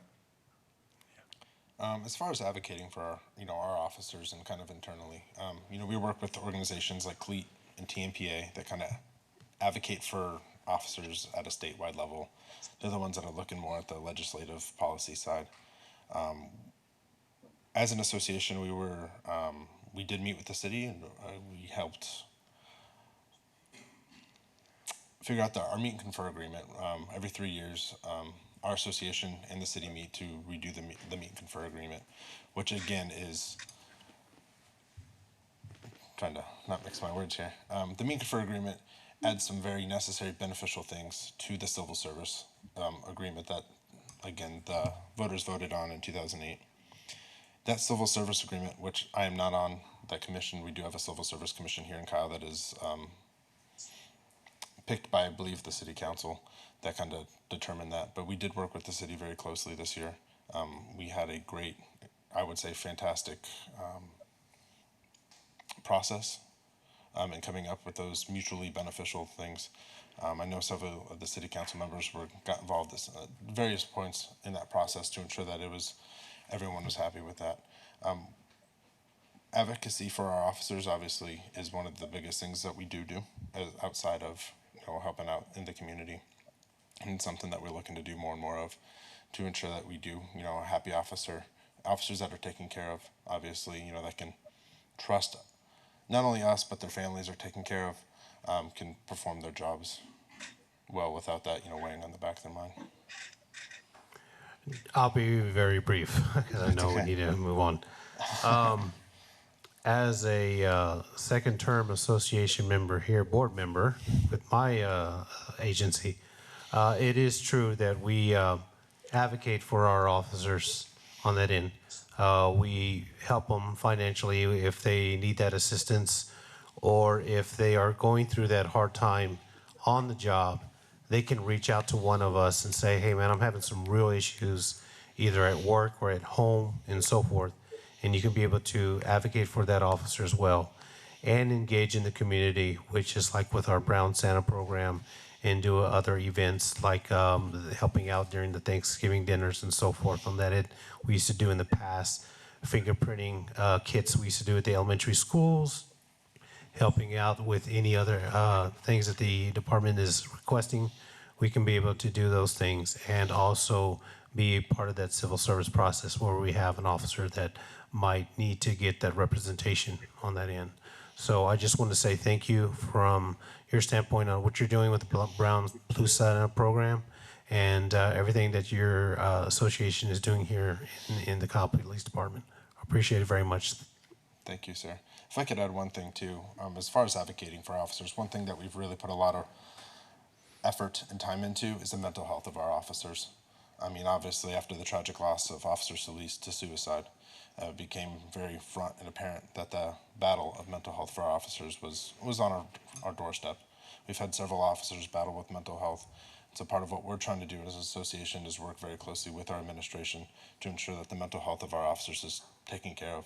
And I think we're making strides all the time towards doing a better and better job of doing that.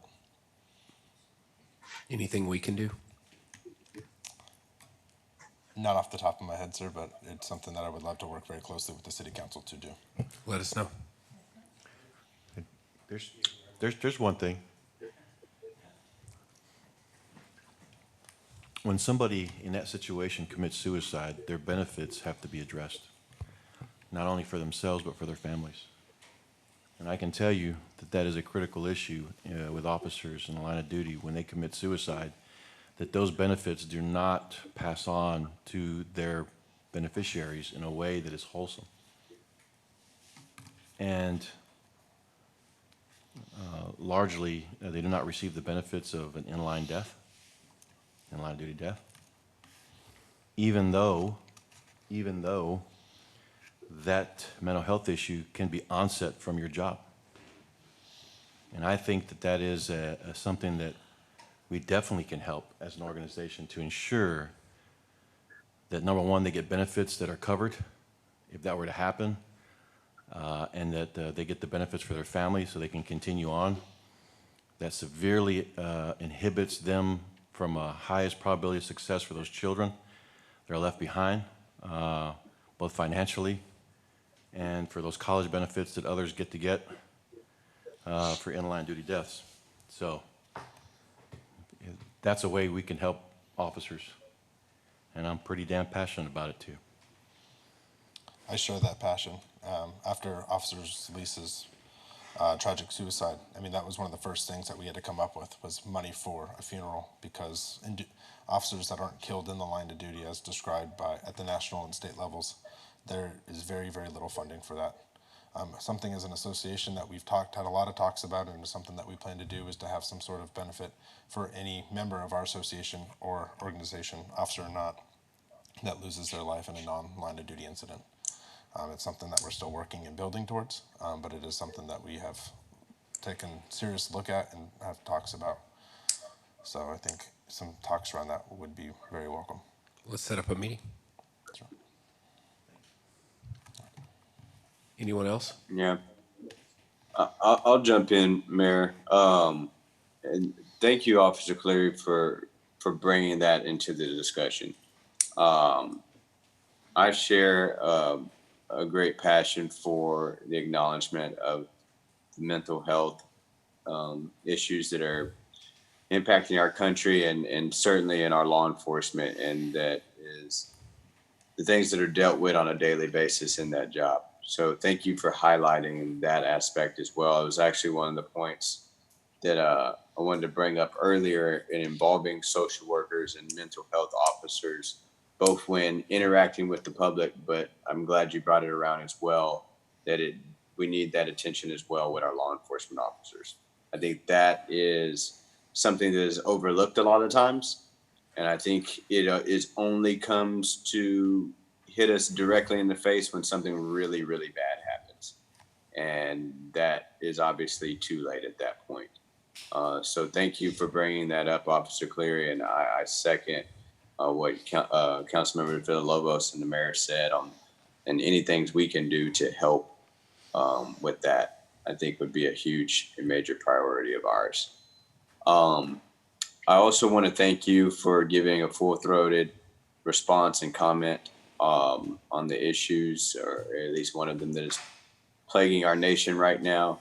I think statements like you just made and statements like what the chief made earlier, I have realized how that can make a great impact with our community. And I thank you all for taking the time and giving your genuine and heartfelt thoughts and comments about that. Before I pass on, I didn't get to talk with her very much about my expectations on this agenda item, but I know we have Christiana available as well. She's in our HR department.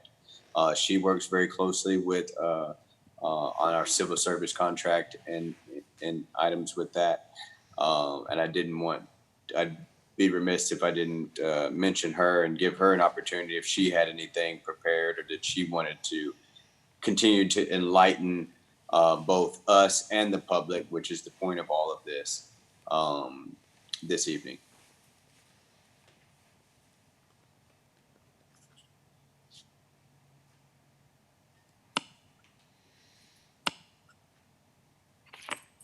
Good evening, Councilmember Ellison. I'm Christiana Spencer, and I am the HR manager for the City of Kyle, and I serve as the Civil Service Director, and I work closely with the Police Department.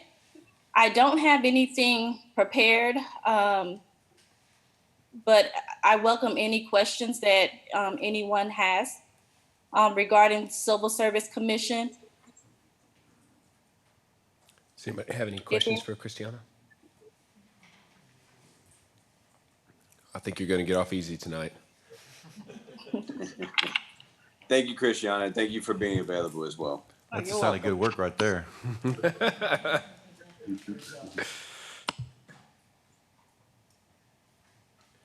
Anything else?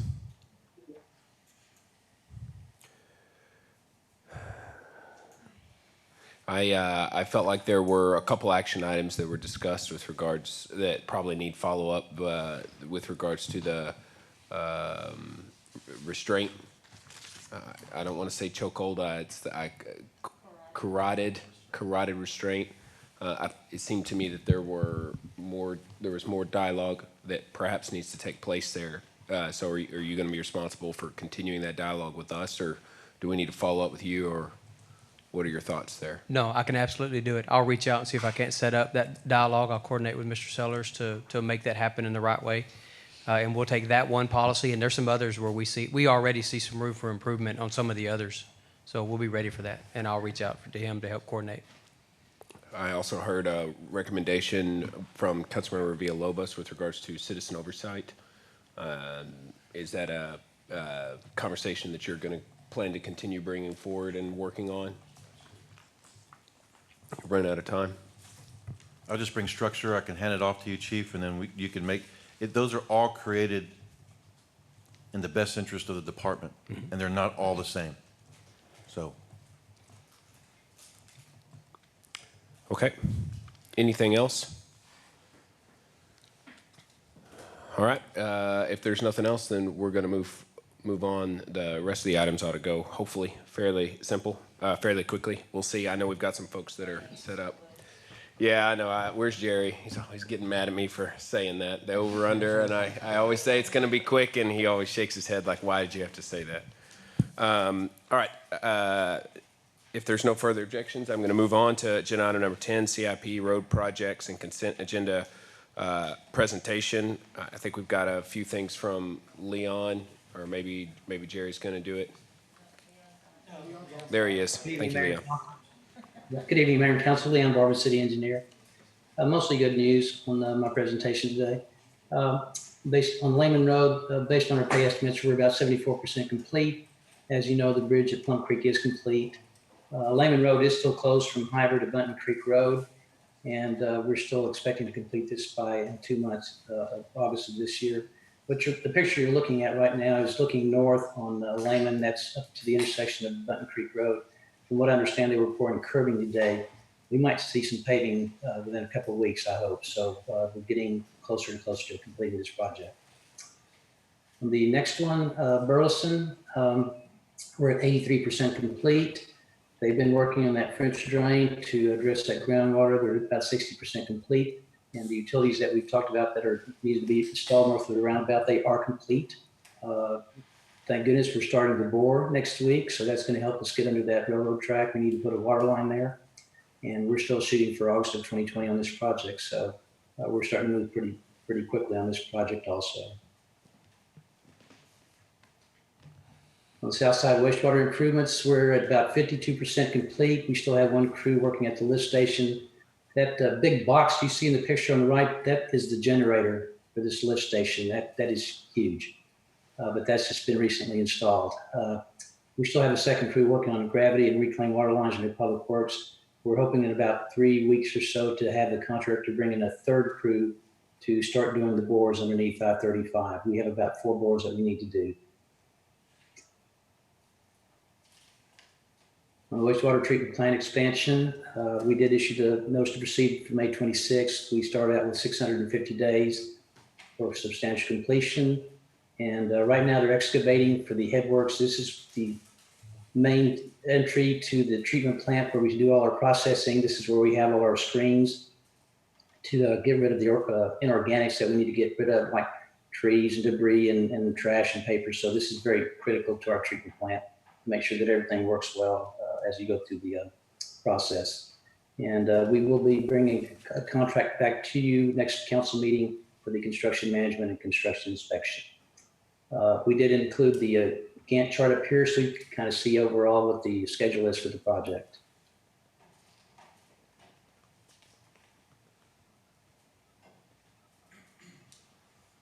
And that's the end of my slideshow. Any questions? Councilmember Shield, we did mention last council meeting that we did have a problem with some visitors and we weren't sure that were out there. We haven't seen anybody out there since then. We also talked about the drones. Apparently there was a misunderstanding. The contractor is indicating that he wanted to make sure there were no drones in the area because he's going to have some really tall cranes out there. So that's what he was concerned about. Okay. So we did follow up on that, those questions. Thank you very much. You're welcome. Leon, Councilmember Rizzo. Hey, on Burleson, I'm glad for the report because it feels like there's nothing being done out there. It's one of the things, the phone calls I've been fielding lately. How quickly are they going to have that bore underneath the train tracks done? Do you know? What's the timeline on It takes that? about, we may take, the worst would be 3 weeks. You know, weather permitting, we should have it done within 2 weeks or less. Okay, when does that, I know they got a We can permit start on it. finishing that. How long is that permit good for? Pardon? The permit they've got, the contractors got to bore under the railroad? Typically, they're good for a year. Okay, so we got plenty of time. But Yes. I'm just gonna let you know that I've gotten a lot of calls on this, and it feels like the public feels like this isn't gonna be done by August. But can I assure them that it'll be done? It's, as long as the weather At your lets own us, risk. we've had great weather to work with. So as long as the weather's holding like it is, we're gonna make a really good attempt to have it done. We've already been talking to the contractor about a schedule. Actually, I was hoping to have some paving down starting on the 6th, but there's a delay in their milling machine. So there's another delay that we have to work with them on. But yes, we're definitely going to shoot for all. Because I know originally we were telling people June 20th, but that's not gonna happen. So Well, originally, we won't go. yeah, into we won't that. go there. Yeah, we'll go there. But thank you, Leon. But if you could stay on top of that one, I know a lot of citizens in the subdivisions are getting pretty frustrated, and that's why we're getting the calls now. And but if we could get that project done, I'll tell you what, there'd be a lot of happy people in Kyle. So thank you. Councilmember, I've gotten some of those calls, so I totally understand what you're saying. Thanks, Leon. I think Chief had something to add on 16, and we're going to pull 19. Okay. I do, Mayor. Thank you. For the record, Jeff Barnett, Chief of Police, and I'll be extremely brief. So we had two asks as we brought this back for our second review by City Council. The asks were from our a future potential record business that's considering coming back to our rotation. Ask number one was to consider a local preference for heavy-duty wreckers. For those wreckers who have a vehicle storage facility within our ETJ, they could be on one rotation, and then because we have heavy-duty wreckers that are not in our ETJ, those could be on a separate rotation, would give local preference. The second ask at the last council meeting was, would we consider extending the renewal period to a 2-year renewal?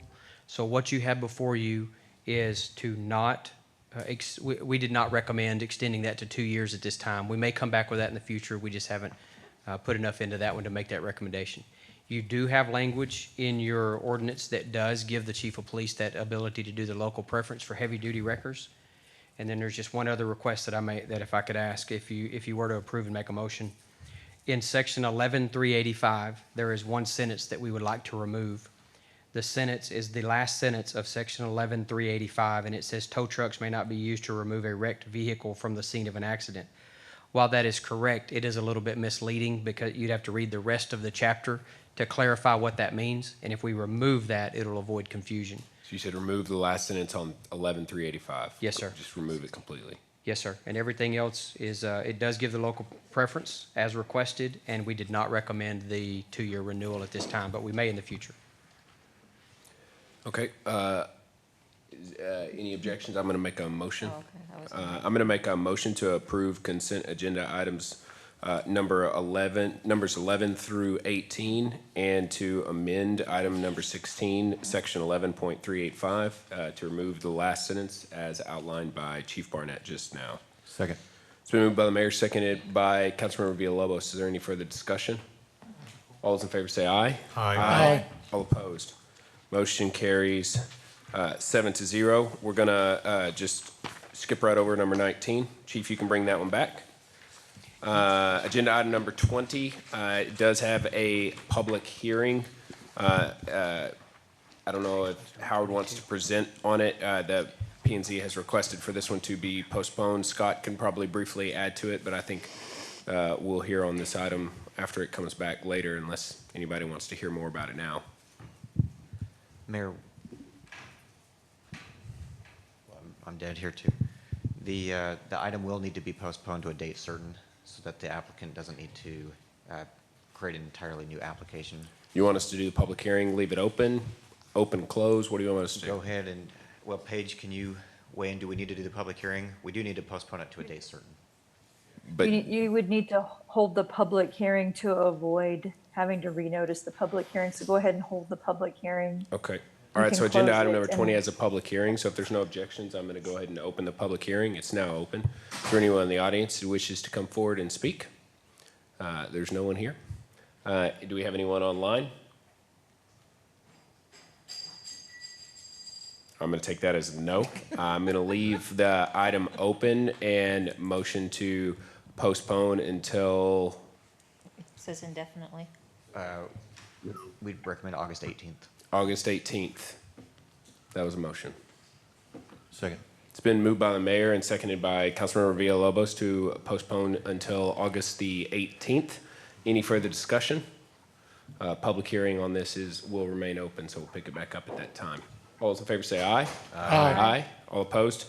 Motion carries 7-0. Howard, did you have something you want to say on that, or are you coming in for the next one? Not on number 20, on number 21. Okay, all right. Agenda item number 21 also has a postponement request. An ordinance amending Chapter 53 zoning of the City of Kyle, Texas for the purpose of assigning original zoning to approximately 15.48 acres of land from agricultural to retail services, and to assign original zoning of approximately 12.25 acres of land from agricultural to R33 for property located on the southwest corner of Kohlers and I-35. This item has public hearings being requested for postponement. Mr. Coons. Thank you, Mr. Mayor. For the record, my name is Howard Kuntz. I'm the Community Development Director. Procedurally, this case should follow exactly the same way that the previous case did. The applicant made a request of the Planning and Zoning Commission to postpone the item while they further develop their application. And at that meeting, P&Z has postponed the item to July the 28th. And the request from staff of you this evening would be that you open the public hearing, leave it open, and postpone this item to August the 4th. No, we just did the 14th on the one before. 18th. Did I You say did 18th or the- 14th? You said 18th. Okay, I wrote 14th. This one you want August the 4th. All That right, is this correct. item has a public hearing, so if there are no objections, I'm going to open the public hearing. Is there anyone in the audience who wishes to come forward and speak? Is there anyone online virtually who wishes to speak? I'm going to take that as a no. I'm going to leave the public hearing open and make a motion to postpone this item until August the 4th. Second. It's been moved by the mayor, seconded by Councilmember Rizzo. Is there any further discussion? All those in favor say aye. Aye. All opposed? Motion carries 7-0. Next up, agenda item number 22, consider approval of an independent contractor agreement with Industrial/Organizational Solutions for the Kyle Police Department's Professional Assessment Center for Police Ranks Sergeant and above. Chief. Yes, sir. Mayor and Council, Jeff Barnett, Chief of Police for the record. And I'm going to partner this one with Christiana. I know she's there, so she'll either add to or correct me if I get something wrong. We went through an exhaustive process to select an assessment center to conduct our promotional assessments for the Kyle PD. There was a meet and confer set of rules that we were to abide by, and the selection committee consisted of the Kyle Law Enforcement Association. You heard from their representation tonight because that was Officer Cleary, and it was the Chief of Police, and it was the Director of Civil Service. We received multiple interest proposals from companies across the United States. We narrowed those down to a list of 3 for interviews. We conducted those interviews. We've made a recommendation. I believe that we've selected a very professional service to provide our assessment centers. They are very well experienced in Chapter 143 agencies in the state of Texas, and they provide most of the promotional opportunities for all the large cities in the state of Texas, especially those that are civil service oriented.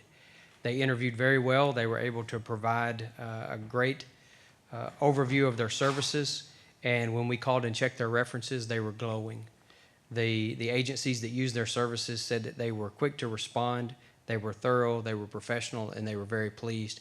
And that includes some of the most challenging civil service agencies in the state of Texas and all of the things that they go through. And those agencies they love the services provided by the Industrial Organizational Solutions.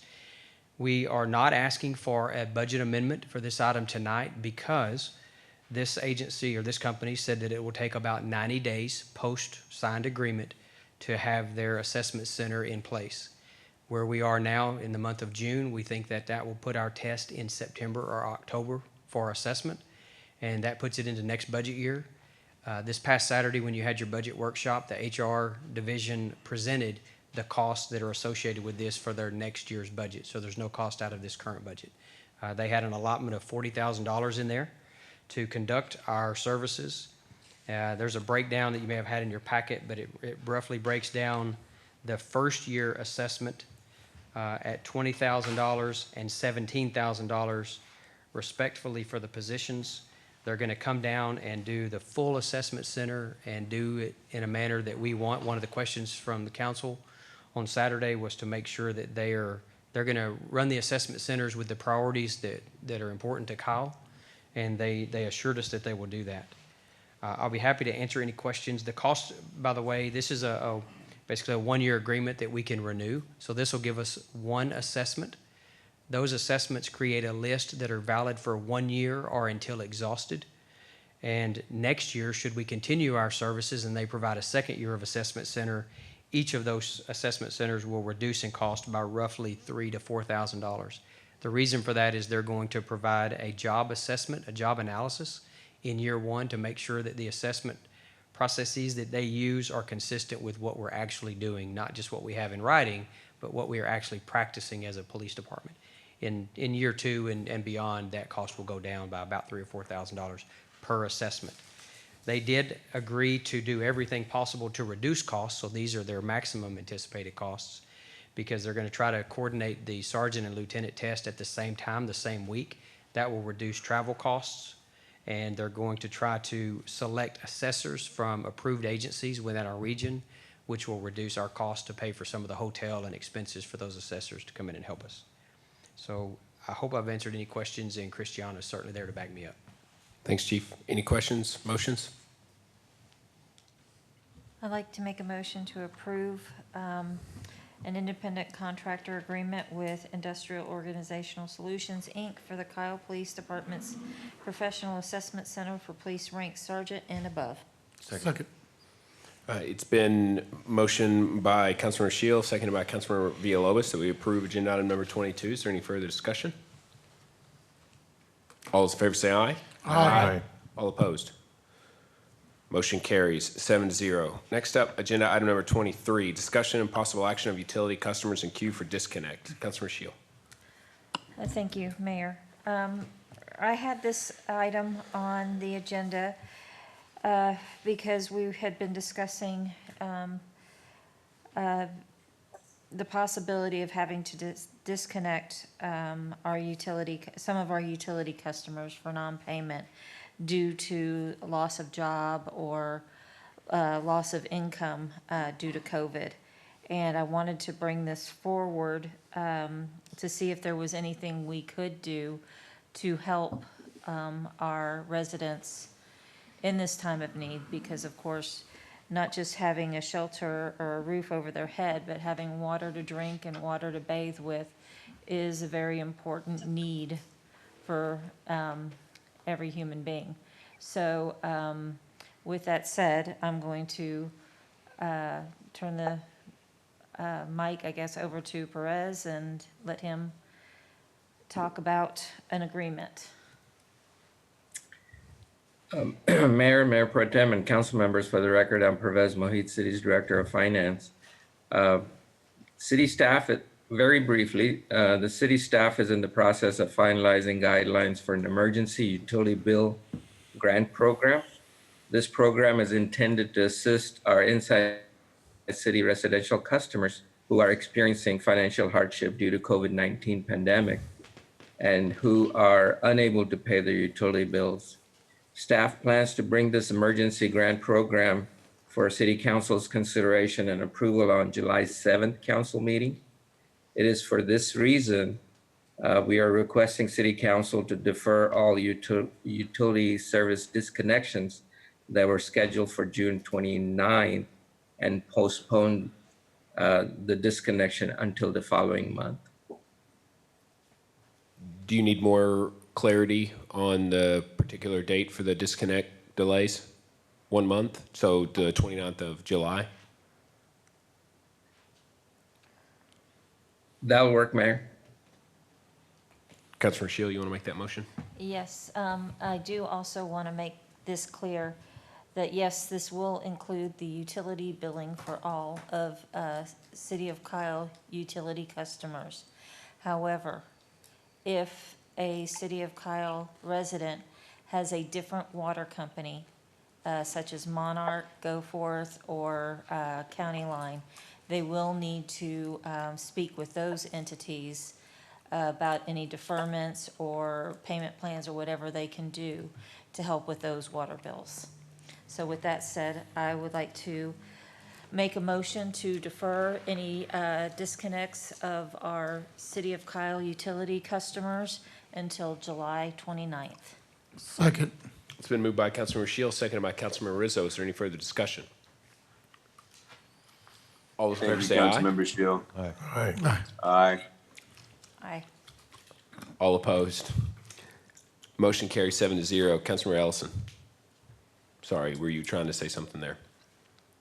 No, I just want to thank Councilmember Shield for bringing this forward and then also pointing out that distinction. Thank you. Okay. All right. I believe that's it. Do we have to go back to motion to- 19? No. Oh, okay. Motion to adjourn? Second. It's been moved and seconded. All those in favor say aye. Aye. All opposed? Yo. Aye. Nay. Motion carries 6-1.